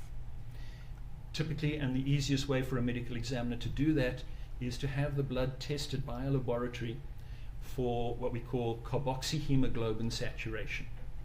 And it will come back from the laboratory giving us a percentage saturation. To your knowledge, was Mr. Floyd's blood tested for carbon monoxide? I could not find a reference to it now. Now, the previous articles that we kind of looked at, the DeMaio, I think you said, from the late 80s, are there more recent studies on the effect of carbon monoxide exposure in open spaces? Yes. Is that this, oops, Yeah. no. May have gotten mixed in here. I don't think I put this into the PowerPoint, Oh, okay. Mr. Nelson. All right. Yes, there's a recent study or case report that came out of Poland, where a taxi driver committed suicide by taking his vehicle, parking it in an open space, taking one of the mats out of the vehicle, putting it behind the vehicle, and then lay down on the mat and inhaled the exhaust. And he ended up with a very high level of carbon monoxide. It was in the 80s. Certainly sufficient to be an exclusive cause of death in that particular case. The interesting thing about that particular study was it provided no new information as carbon dioxide is dangerous. Carbon dioxide comes out of exhausts, and you can do this because it replicated what DeMaio and Dana had done 20, 30 years before. But what was done in that particular case was that the authorities tested the amount of carbon monoxide coming out of the exhaust. So they did a recreation, reenactment, and took carbon monoxide sensors and put them at approximately the place where the man's nose and mouth were, and then monitored the carbon monoxide coming out of this vehicle. So the principle that you can test a vehicle and make a determination exactly how dangerous it is was properly tested in that particular case, and they found that when the breeze was blowing or the wind was blowing at or about this man's face, and he was about a foot away, to give you a reference, when the wind was blowing, the amount of carbon monoxide picked up by the sensor was 200 parts per million. And when the wind dropped, it went up to 790 parts per million, which is, again, almost 10 times the World Health Organization's recommendation. So in the area close to an exhaust, you're going to have a much higher level of carbon monoxide than you would if you're 3-4 feet away. Okay. Now, to your knowledge, were similar experiments done in this case, or recreations? I did not see any information that indicated that a similar recreation or was done in this particular case now. In terms of modern vehicles, they have catalytic converters, correct? Absolutely. And what does a catalytic converter do relevant to carbon monoxide? It reduces it dramatically. So in the era before catalytic converters, the amount of carbon monoxide coming out of a typical car exhaust would exceed 30,000 parts per million and could be as high as 70,000 parts per million. So the catalytic converter and the modern emissions controls that you see on, at least in the California requirements, which are again the most strict, have reduced it by about 30 times to somewhere close to 1,000 to 1,200. Now, in terms of, can you describe for the jury what a pulse oximeter is? Yes, a pulse oximeter is a device that you put on the finger. It's a little clamp that you put on the finger, and it reads two things: your pulse rate and the oxygen saturation in your blood. So it counts the pulses, and it reads how much oxygen you're carrying in your blood by looking at the color of your fingernail.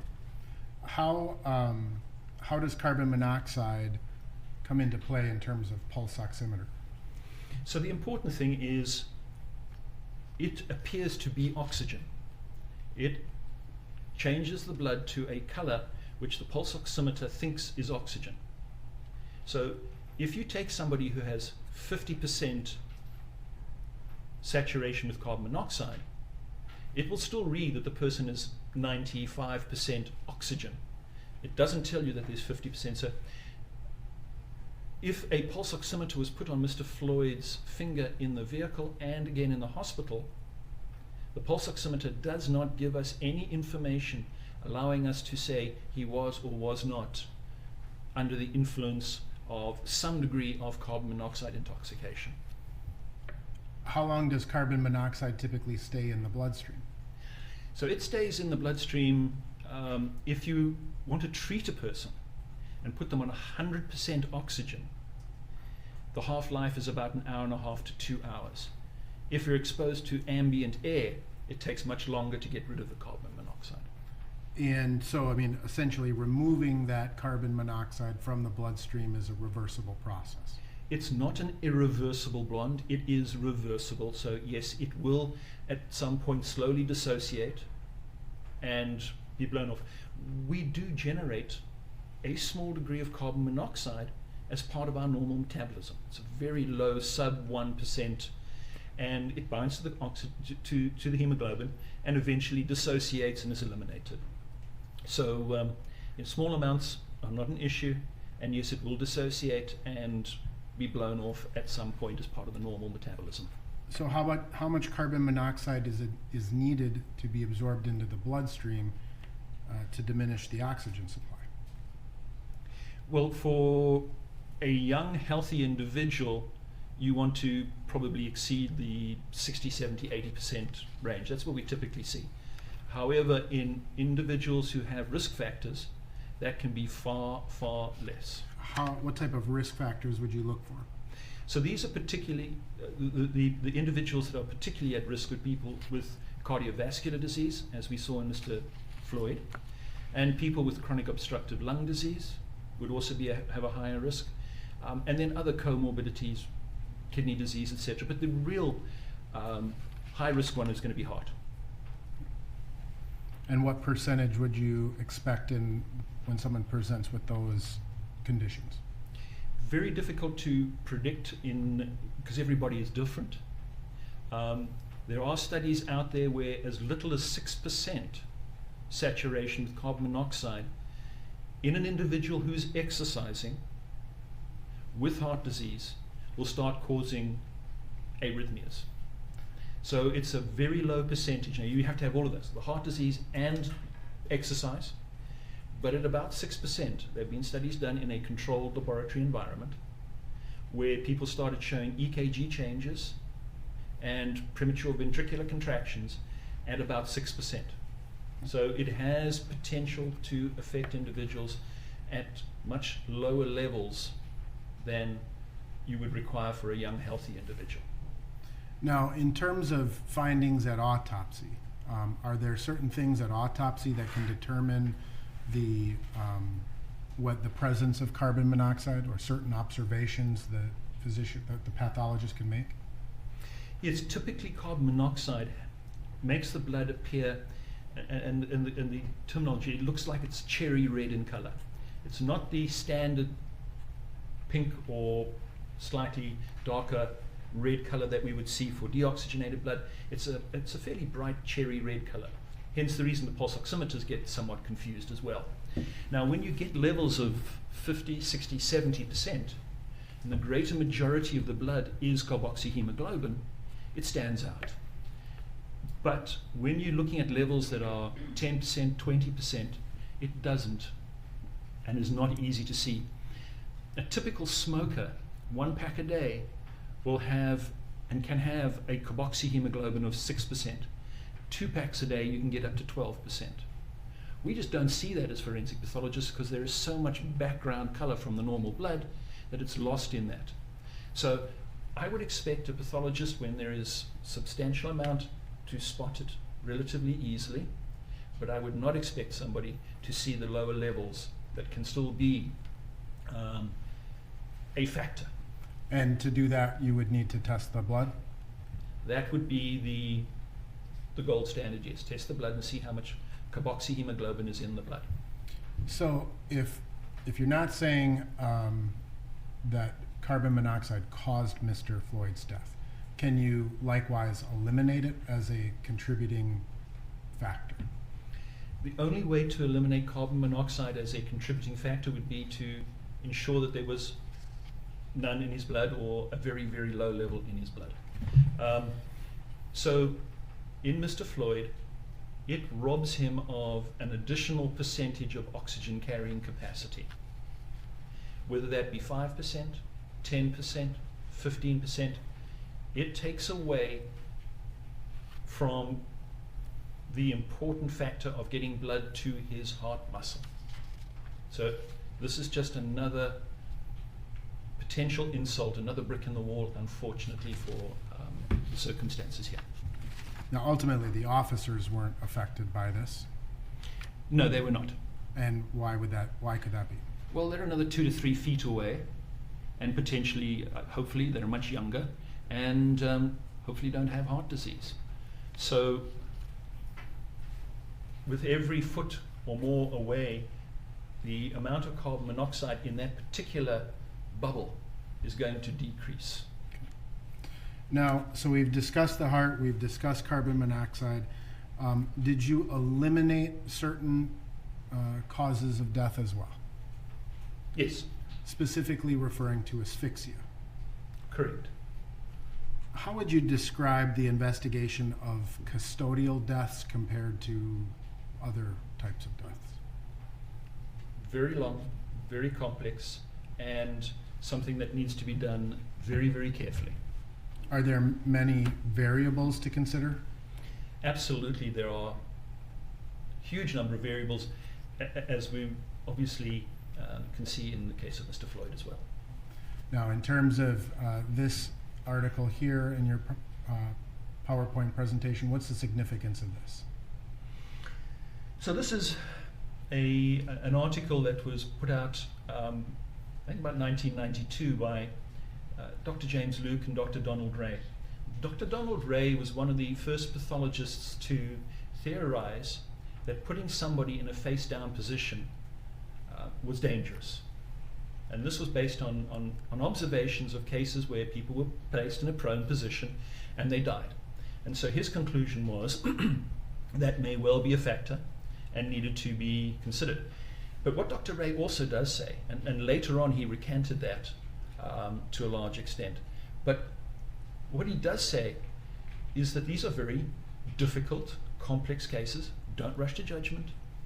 Make sure you've considered all of the potential issues that are at play in these particular cases. And they even talk about a crystal ball in this particular case, and the risk of underestimating the importance of common sense, and the fact that there are no easy answers in such deaths.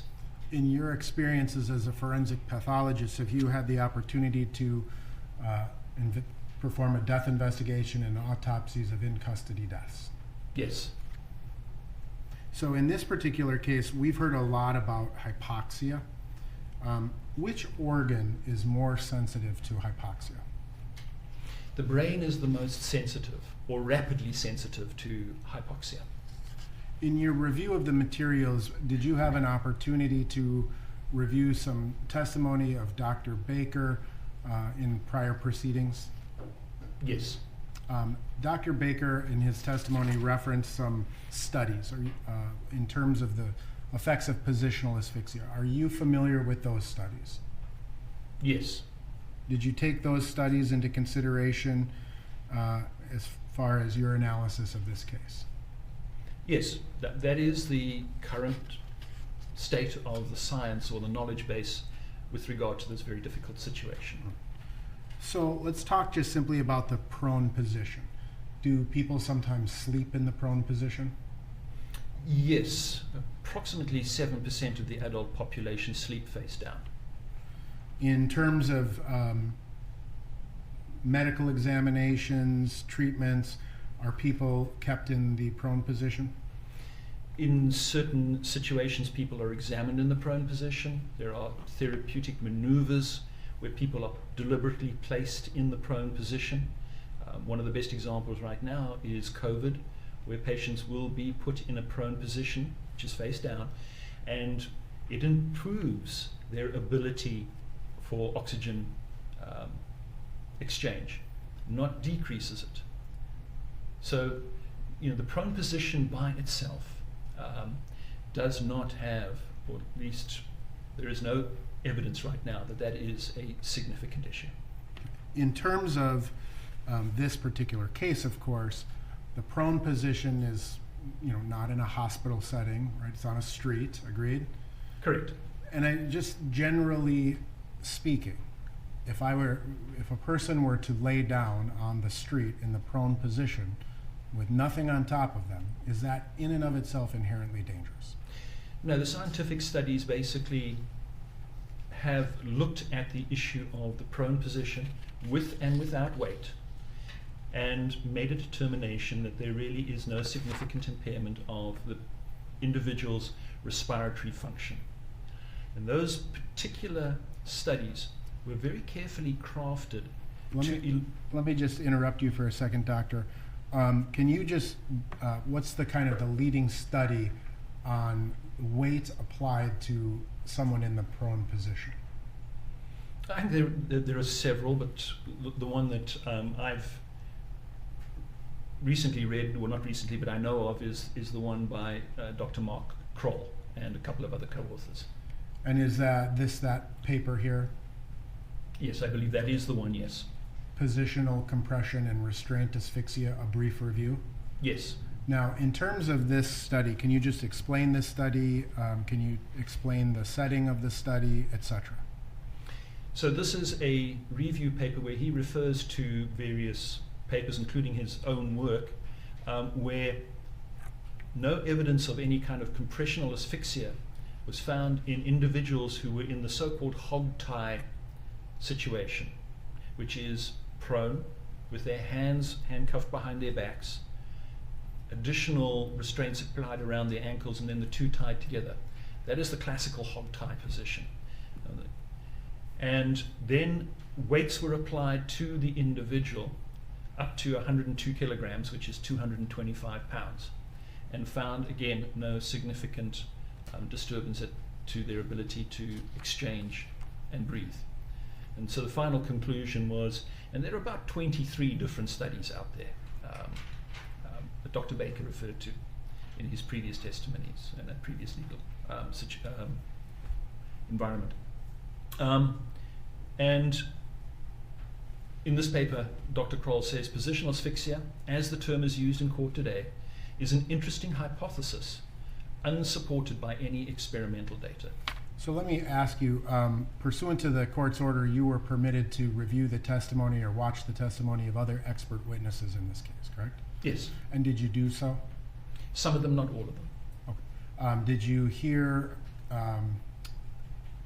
criticism of this Kroll paper? Yes, I did. And do you think that the study was flawed based on its methodology? So the study was asking one specific question. Is the prone position dangerous? When you craft a experimental process to look at a particular process, in this particular case was the prone, you want to eliminate all other variables. You want to eliminate fear. You want to eliminate exertion. You want to eliminate environmental conditions other than, and focus entirely on that one entity. So agree that what is happening in this particular situation, they didn't use people who had heart disease. They used young, healthy volunteers. The surface they were lying on was not asphalt. It was a hard floor with a thin gym mat on it. The individuals were not in fear of their life. They knew that they could be pulled out of that at any time, and so there was no fear and hypersecretion of adrenaline and all of the other issues. All they simply were doing is evaluating just the prone position and the weight on the back from the prone position, and found that it had no effect. So now you can go back and look at the other issues if you want to at some stage. Okay. Now, in terms of this study, by putting weight on the back, how did that work? So they were using bags of weight, sacks, and they continued to place them over the thorax, evenly distributed across the chest and an upper abdominal area. The area which is where your lungs and the so-called bellows, and so it puts pressure on the diaphragm because of the abdominal weight, and on the chest, and it looks to see whether or not individuals can still move air in and out, and they did not find any significant impact. Have you ever seen an image of like a baseball team winning the World Series? Oh, you mean a human pyramid? Right. Yes. Is it kind of the analysis or analogy that they bring? Yes. Kind of lots of people piled up on top, someone's got to be at the bottom, right? Correct. Are there others, well, in terms of the Kroll studies, you talked about this particular study, or this particular paper, that was a review of other studies, right? His own and other work, yes. And there were 23, I believe you said? That was the testimony that Dr. Baker Okay. stated in the previous legal proceeding. So are these some of the other studies that they reviewed? Yes, I mean these are just a short list. It's not all of them. It's again just illustrative of the developing information. And really this has gathered a lot of steam over the last couple of years. So prior to many of these studies, the wisdom of the position is dangerous was still accepted. But you can see from 2007, 2012, 2013, 2014, people are really beginning to look at this with a critical eye and really adding to the body of knowledge within the medical sciences and beginning to challenge some of these theories. Now, in terms of, I mean, again, just the research, the criticism offered by previous experts was that it wasn't real world. Were some of these studies looking at real world situations? Correct. Which of those studies? So the real world ones are the two papers by Dr. Hall, I think probably are the ones that stand out. The first paper was she took a city of 1.1 million. They weren't 1.1 million police restraints. It was a city of 1.1 million residents. And in that there were 1,296 cases where there was a forceful restraint. And the only death that they found in that particular case was a person who was not in the prone position. And they evaluated prone versus non-prone and statistically found no difference. That's a relatively small study. So they went on and did a bigger study where they took 4 cities and looked at almost 5,000 consecutive force events and concluded, and their final conclusion was, concluded that their data support the human laboratory data, which are these ones that are in the controlled environment, that the prone position has no clinically significant effects on subject physiology. Now, did Dr. Kroll also publish a paper relevant to the weight of a police officer? Yes. And is that this study here? Yes. And can you just describe for the jury this study by Dr. Kroll and others and the impact of an officer's weight being a factor in the analysis of prone position and positional asphyxia? So basically, his conclusion was it doesn't matter how much the officer weighs. 140, 150, 100, or 200 pounds. Doesn't really make a huge difference to the outcome. What he did say is that with a double knee restraint specifically, it's 2 knees on the person, it has a modest influence on the weight applied to. Now these are not testing respiration, these were weight tests on dummies. So what he's measuring here is if a person weighs 140 pounds and they kneel on somebody, how much weight are they transferring? With a single knee, it didn't matter what weight the individual was. With a double knee, up to 23% of their body weight could be transferred to the dummy. Up to, I'm sorry, how much? 23%. So they were not looking, when you see it, it has a modest influence. It has a modest influence on the weight transferred, not respiratory activity. Okay. Do you know, based on your review of the materials, were you able to ascertain Officer Chauvin's weight? I was informed, yes, and I've seen that weight. And what is that? 140 pounds is what I was told. Now you also, in reviewing the videos, you see that he has 2 feet on the ground with the exception of one small moment. Yes, that was what I did actually see in the video. So what portion of Mr. Chauvin's weight was transferred onto Mr. Floyd's body? He's using a single knee technique through the greater majority. His other knee is either on the bicep area or on close to the left chest wall. So single knee tech, it's going to be less than 23%. But even if he applied both knees, which he would have transferred 23% of his body weight. For a 140-pound person, that would be between 30 and 35 pounds. less than 225 pounds from the Yes. laboratory experiment. Yes.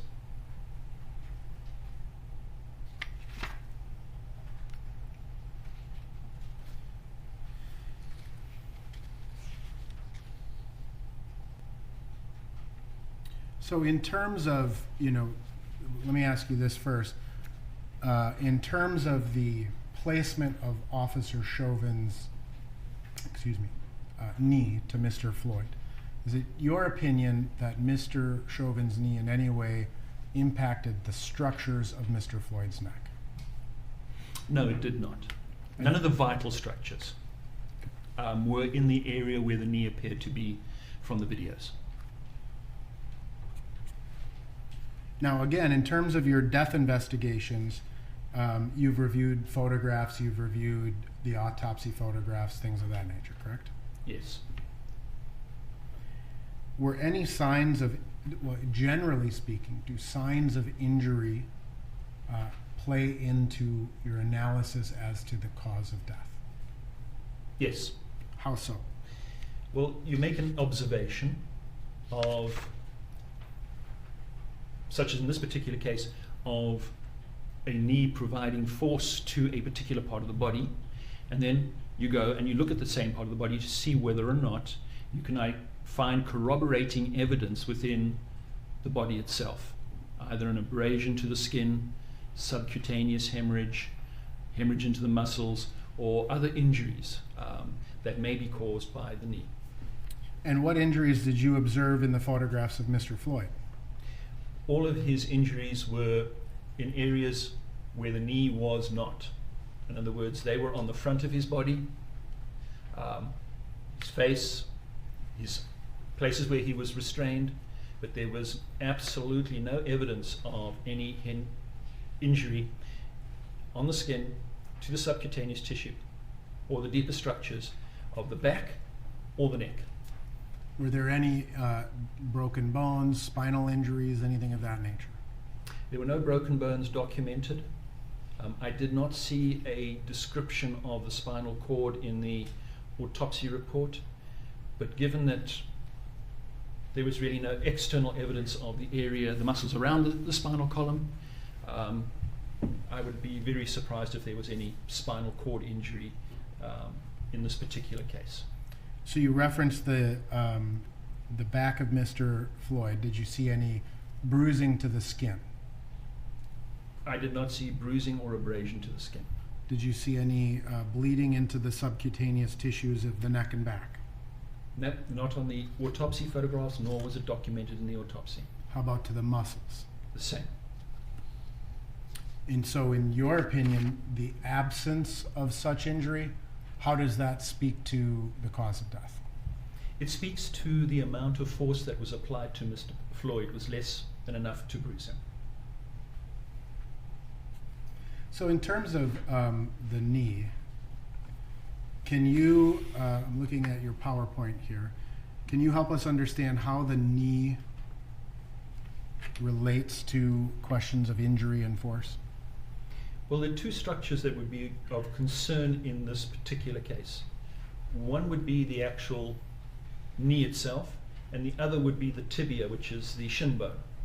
This diagram shows the shin bone, and this is this object right here. And if you remove that particular red circle that I just put in, you can see that the tibia has a relatively defined front edge right over here. And you can feel it on yourself, but there's a nice ridge all the way down, which is actually quite prominent and hard, and it's right underneath the skin. And so that allows an unforgiving surface such as the shin bone to be placed on soft tissues which are more vulnerable and cause some degree of injury to that area. So that's the shin bone. The knee is actually not that much different. The knee is somewhat spherical. You've got your patella and you've got the ends of the femur the thigh bone on either side, and you've got the ends of the tibia just below, all of which are bony prominences, and again right underneath the skin. And they can direct the amount of force. If you put a substantial, 30, 40, 50 pounds worth of force, focus with your knee onto somebody, in my opinion, the chances of a subcutaneous or intramuscular hemorrhage is very, very high. And you didn't see that in this autopsy? It was not documented, and it's not visible on the autopsy photographs. In your career as a forensic pathologist, have you looked at other strangulation type cases? Yes, strangulation and other restraint situations where knees have been used, yes. Do you typically see marks in those cases? In manual strangulation, often you will see hemorrhaging into the muscles of the neck. And in cases where the knee has been used on the back, we often see a bruise consistent, and in times we have matched it to video cam footage of where we see a knee being placed, yes. Including just finger marks, I suppose.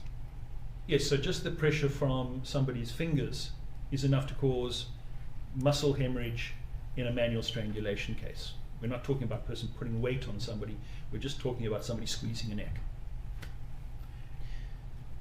When you look at this case and you see the knee is involved, the shin bone is involved, would you expect to see a greater likelihood of bruising from just the fingers?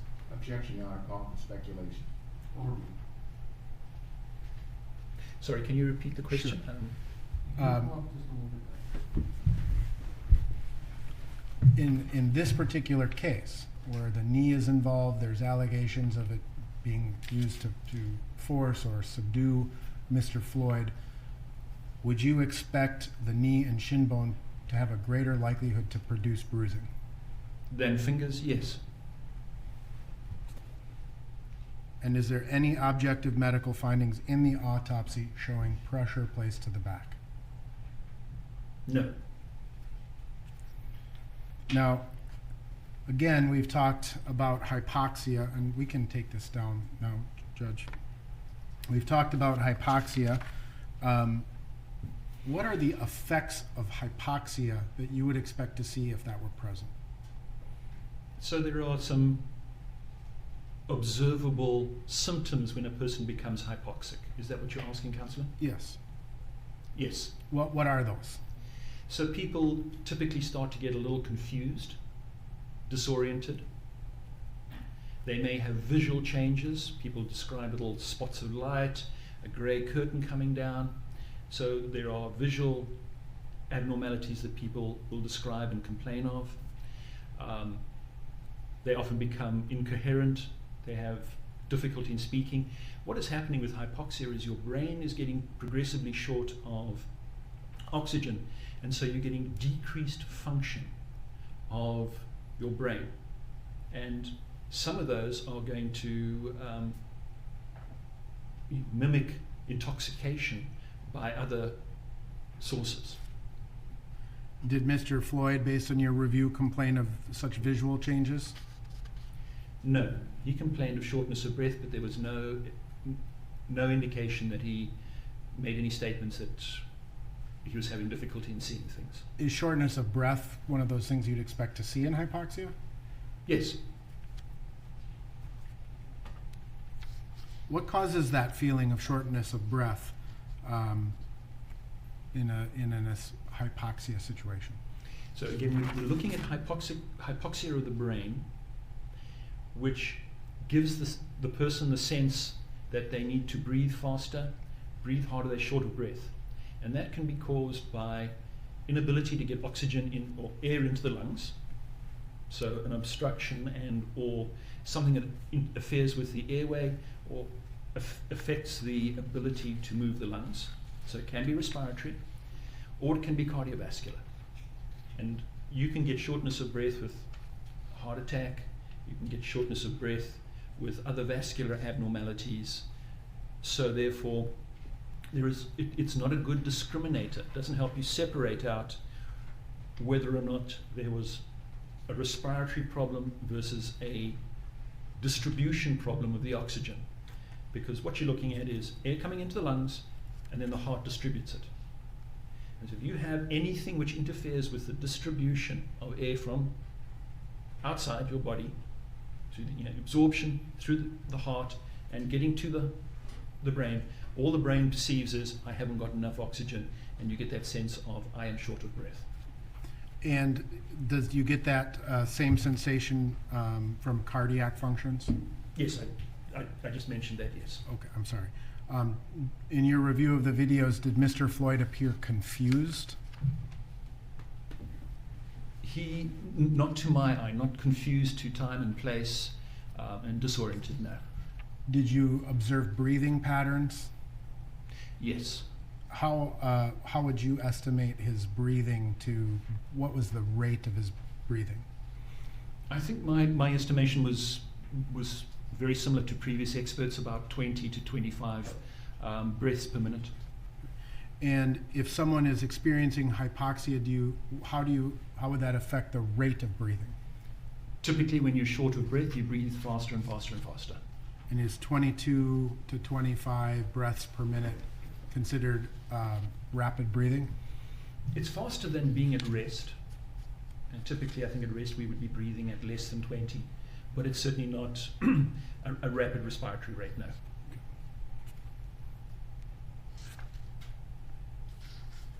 How about certain types of phobias? Yes. So, if you have a phobia and you are pushed into a situation where you have to face the phobia, it's very stressful, and it will fire up your fight and flight type situation. How would that affect the respiratory rate? Well, the moment you go into fight and flight and your adrenaline is surging, you're likely to start, some people hyperventilate. There are lots of variables there. So again, in terms of that respiration rate, you would expect it to increase well beyond the normal rate? Yes, I would not expect it to slow down. Okay. In terms of the placement of the knee and the neck, could you determine based on your review whether it appeared his airway was obstructed? Yes, the placement of the knee is towards the back and the back right side of Mr. Floyd's neck, and the airway is around the front. It is nowhere close to his airway. We were talking about having an open airway. How does that affect your ability to speak? The ability to speak or make any other sound, groaning, and Mr. Floyd did groan. So any of the sounds that Mr. Floyd is making requires you to be able to take air in over the vocal cords and out over the vocal cords. And so therefore, you cannot make sound unless you're moving air and that your mouth is open and people can actually hear to some extent. I can hum with my mouth closed, but it's not effective. So the bottom line is moving air in and out and speaking and making noise is very good evidence that the airway was not closed. Now, in terms of, again, prior testimony, did you review or watch the testimony of Dr. Tobin? I did not watch all of Dr. Tobin's testimony, no. Okay.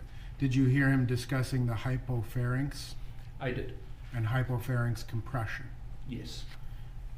Have you ever seen anything in the forensic medical literature that a compression of the hypopharynx can cause asphyxia?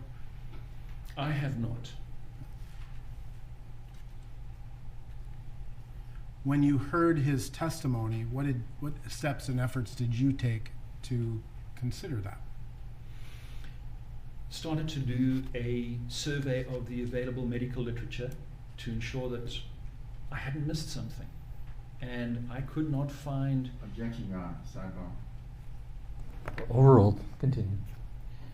I could not find anything in the forensic literature talking about pressure applied to the neck causing a hypopharynx. Objection, Your Honor. Failure to dispose. Overruled.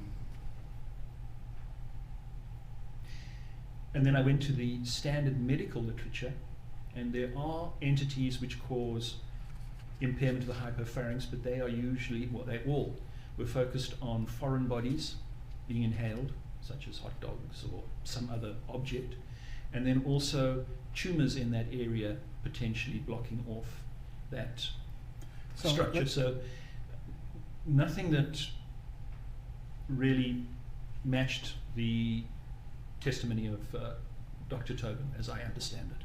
Okay. In terms of hypoxia, moving back to that hypoxia, is hypoxia, the signs of hypoxia, is that a progressive or a fast process? Typically, it can be both, but you have to recognize that there is oxygen in your blood that is there, and it takes a while to use up that particular oxygen. So in most circumstances, the onset of hypoxia is gradual. If I restrict somebody's breathing and slow it down by some means or stop it by some means, there is still oxygen dissolved in their blood. You can hold your breath for 30 seconds with comfort. At 45 seconds, you're probably getting a little uncomfortable and you want to breathe. That's your innate reflex trying to override your voluntary suppression of your breathing. But you could probably go out to a minute before you start feeling woozy and or uncomfortable and disoriented, and so that is that's the heart continuing to distribute what you've got in your. So we see hypoxia occurring gradually in most circumstances over time. It's not something which is an on-off switch and rapid. And as far as those symptoms that you see or would expect to see in a hypoxic situation, do they gradually progress like that as well? Typically, yes. Did you notice hypoxic changes in this particular case? No. Mr. Floyd was coherent and understandable until shortly before there was a sudden cessation of his movement.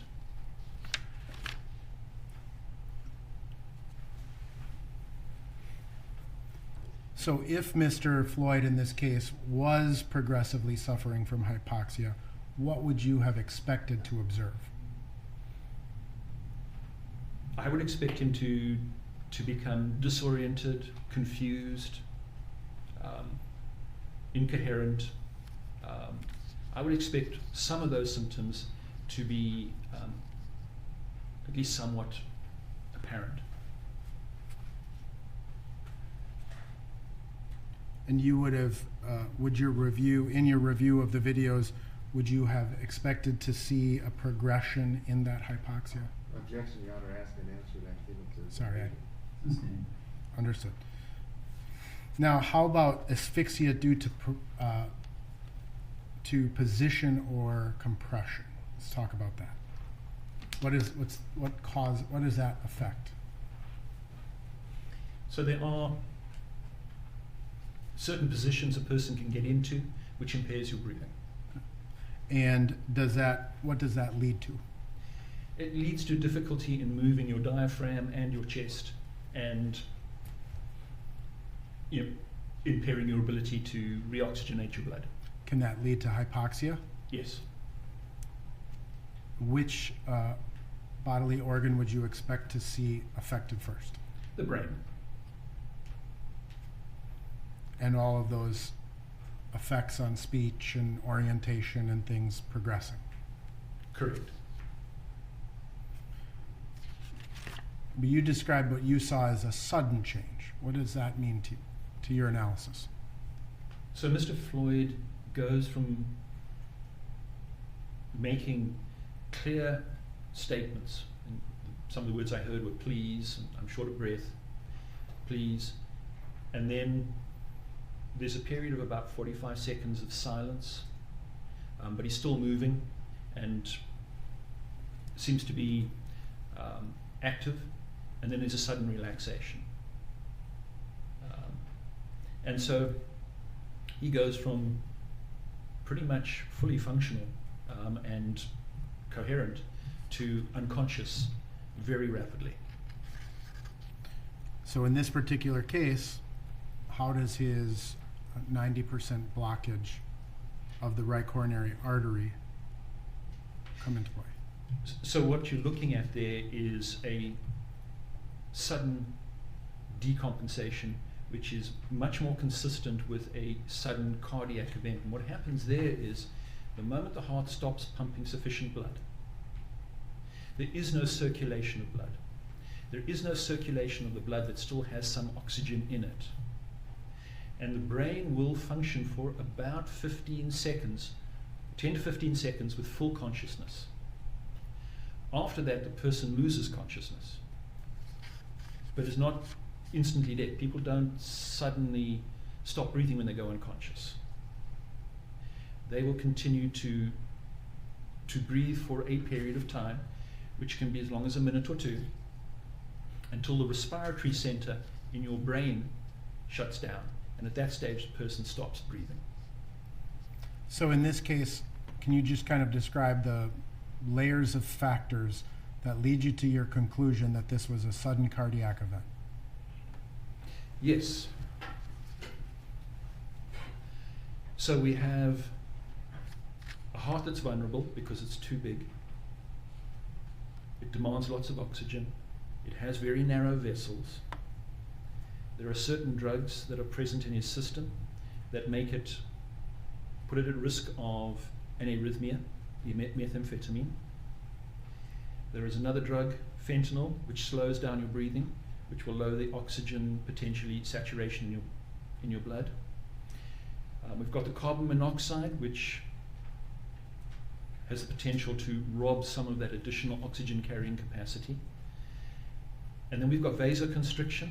So there are multiple entities all acting together and adding to each other and taking away from a different part of the ability to get oxygen into his heart. And so at some point, the heart exhausted its reserves of metabolic supply and went into an arrhythmia and then stopped pumping blood effectively. Now, just a couple more topics to just cover with you, Doctor. You did review in any death investigation, do you review the role that controlled substances play in death? Yes. Do you do that on a regular basis? It's a very important part of a forensic investigation, and most medical examiners' offices will try to get close to 100% toxicology analysis on their cases if suitable specimens are available. Now, in terms of the toxicology in this case, how would you characterize the role of fentanyl from the standpoint of forensic pathology? Not toxicology, forensic pathology.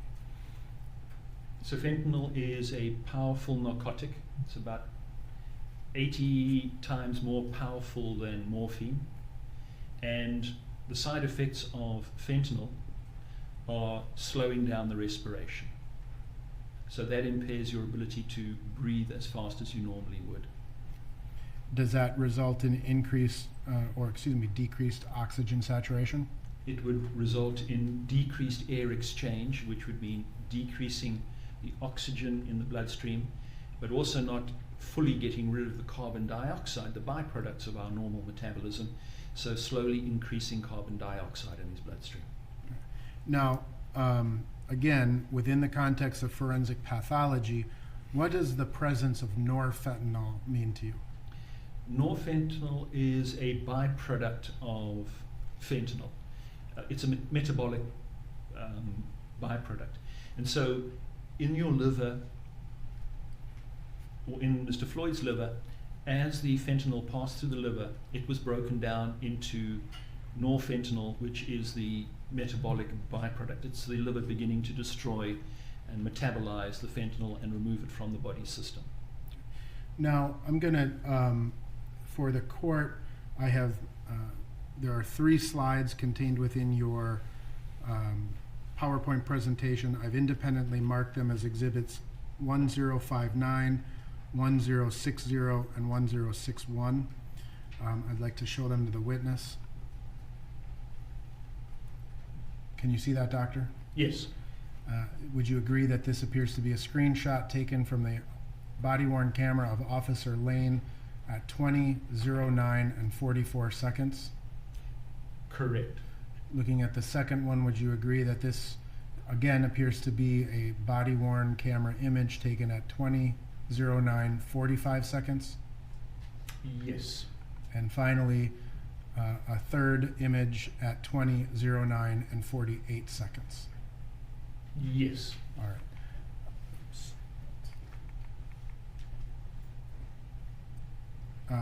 I would offer 2059, 2060, and 2061. No objection, Your Honor. And received. Your Honor, permission to publish 1059. So in this image, Doctor, it's kind of hard to see. What, in your review, did you determine whether there was the possibility that controlled substances were ingested at the time of approach by Officers King and Lane? Yes.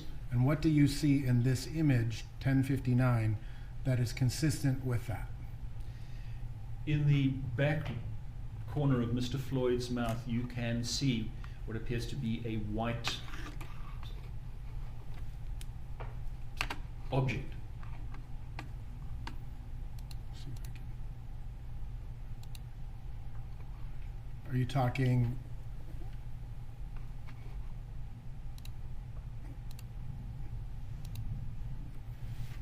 this object right there? Oops, Just slightly higher up than that, yes. I can't. Well, why don't you do it?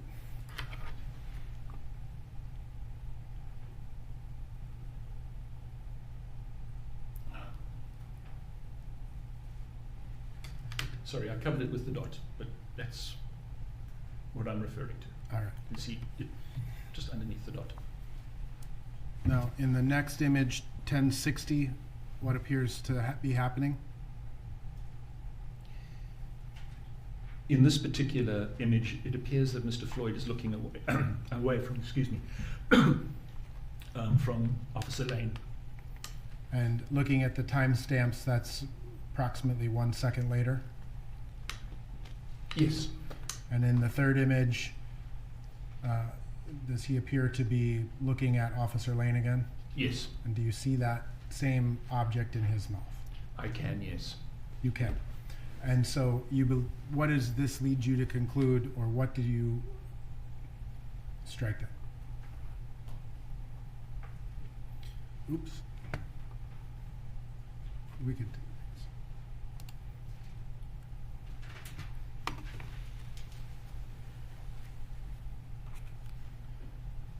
In terms of the later analysis, there, you understand there was some evidence collected from the backseat of Squad 320? That is my understanding, yes. And do you know what that substance was? There was some material there that had saliva and DNA on it that matched Mr. Floyd, and those, I believe, and those objects had fentanyl and methamphetamine, if my memory serves me correctly.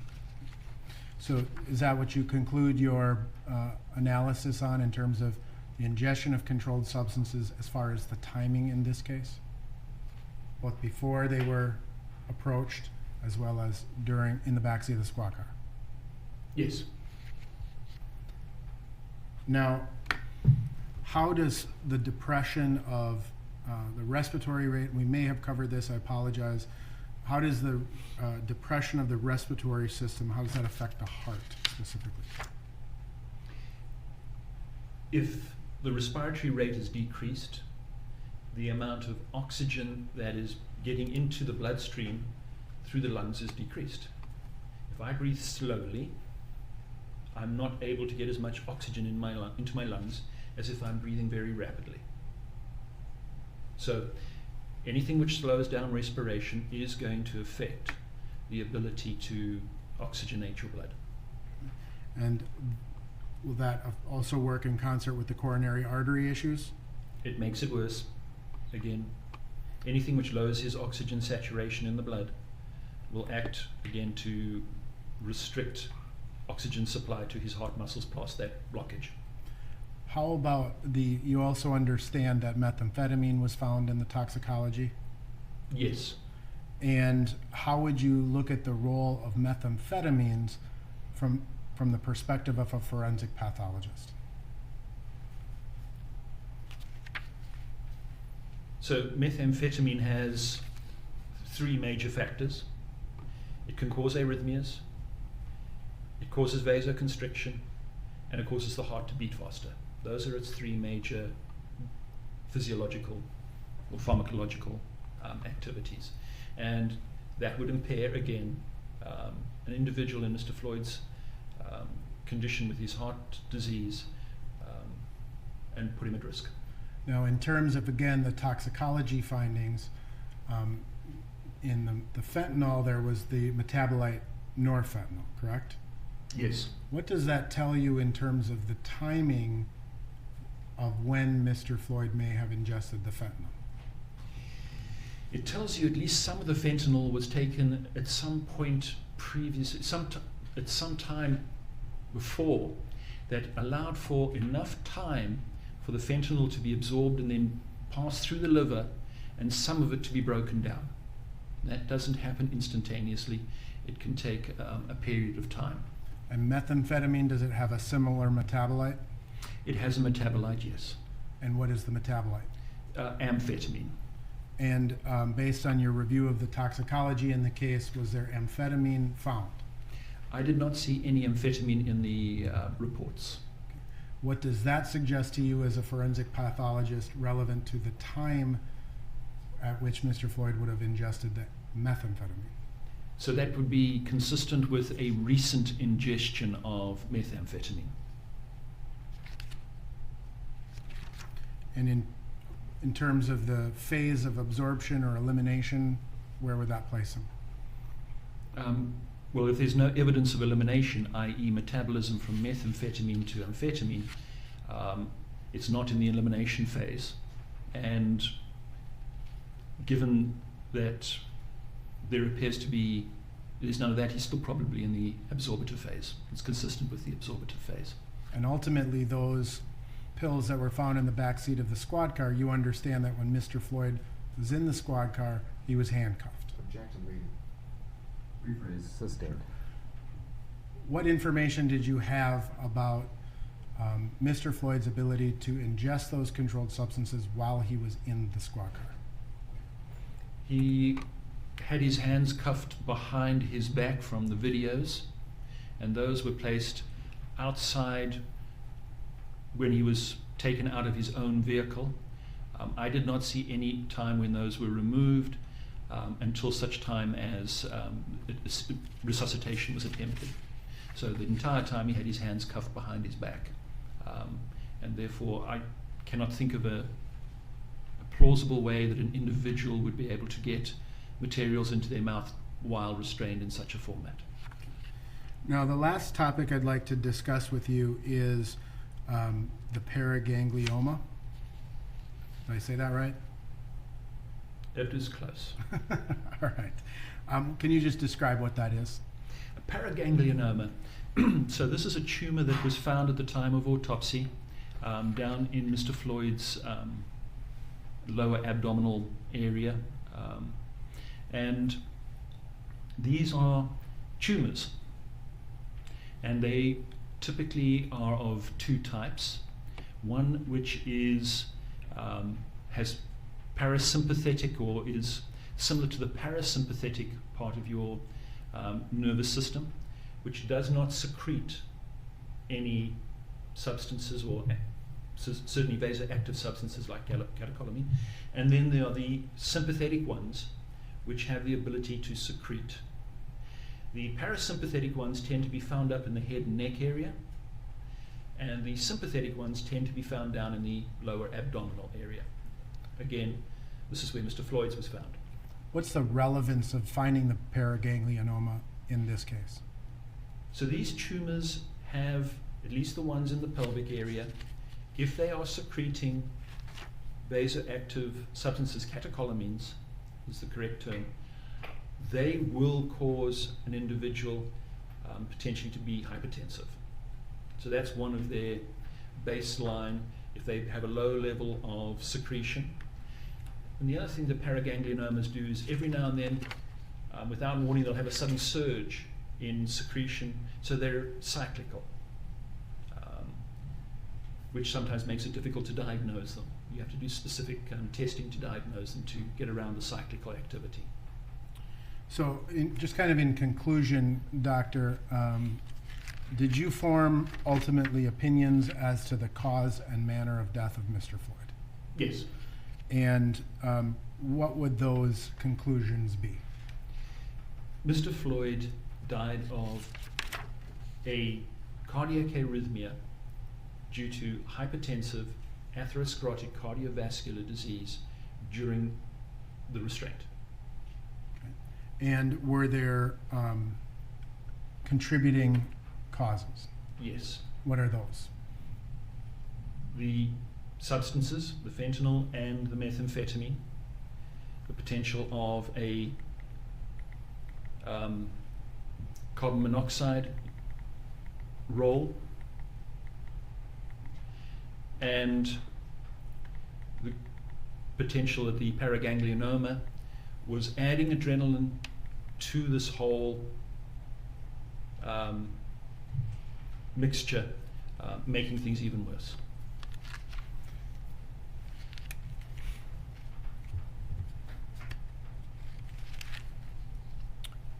How would you classify the manner of death?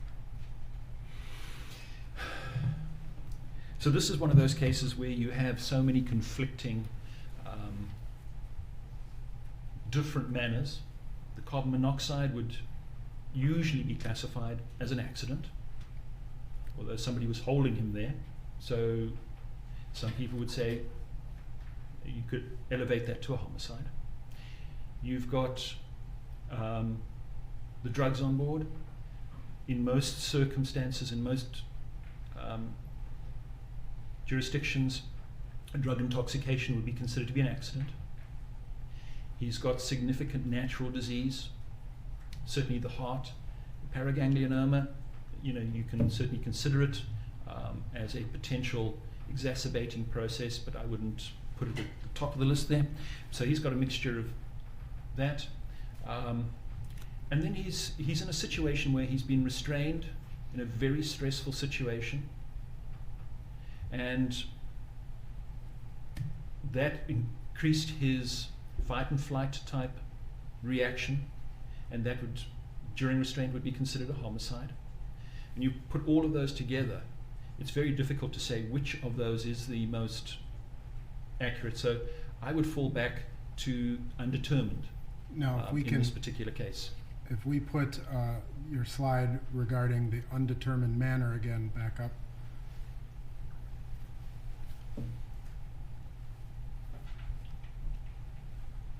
So essentially this, Doctor, you would agree that this had lots of or many potential contributing causes. Correct. And under the definition, the name's definition of an undetermined manner, how does that apply?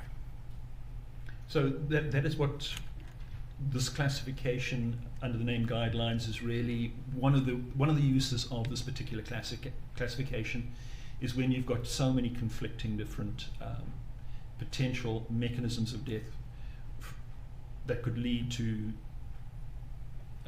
so therefore the manner is not clear. Your Honor, I have no further questions. Members of the jury will take our lunch recess. We'll reconvene at 1:30. Council remain for a short time.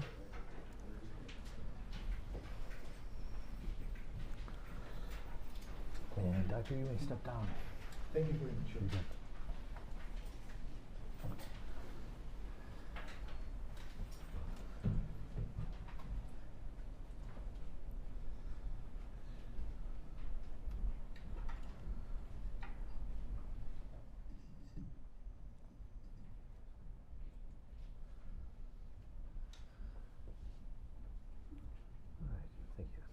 right, be seated.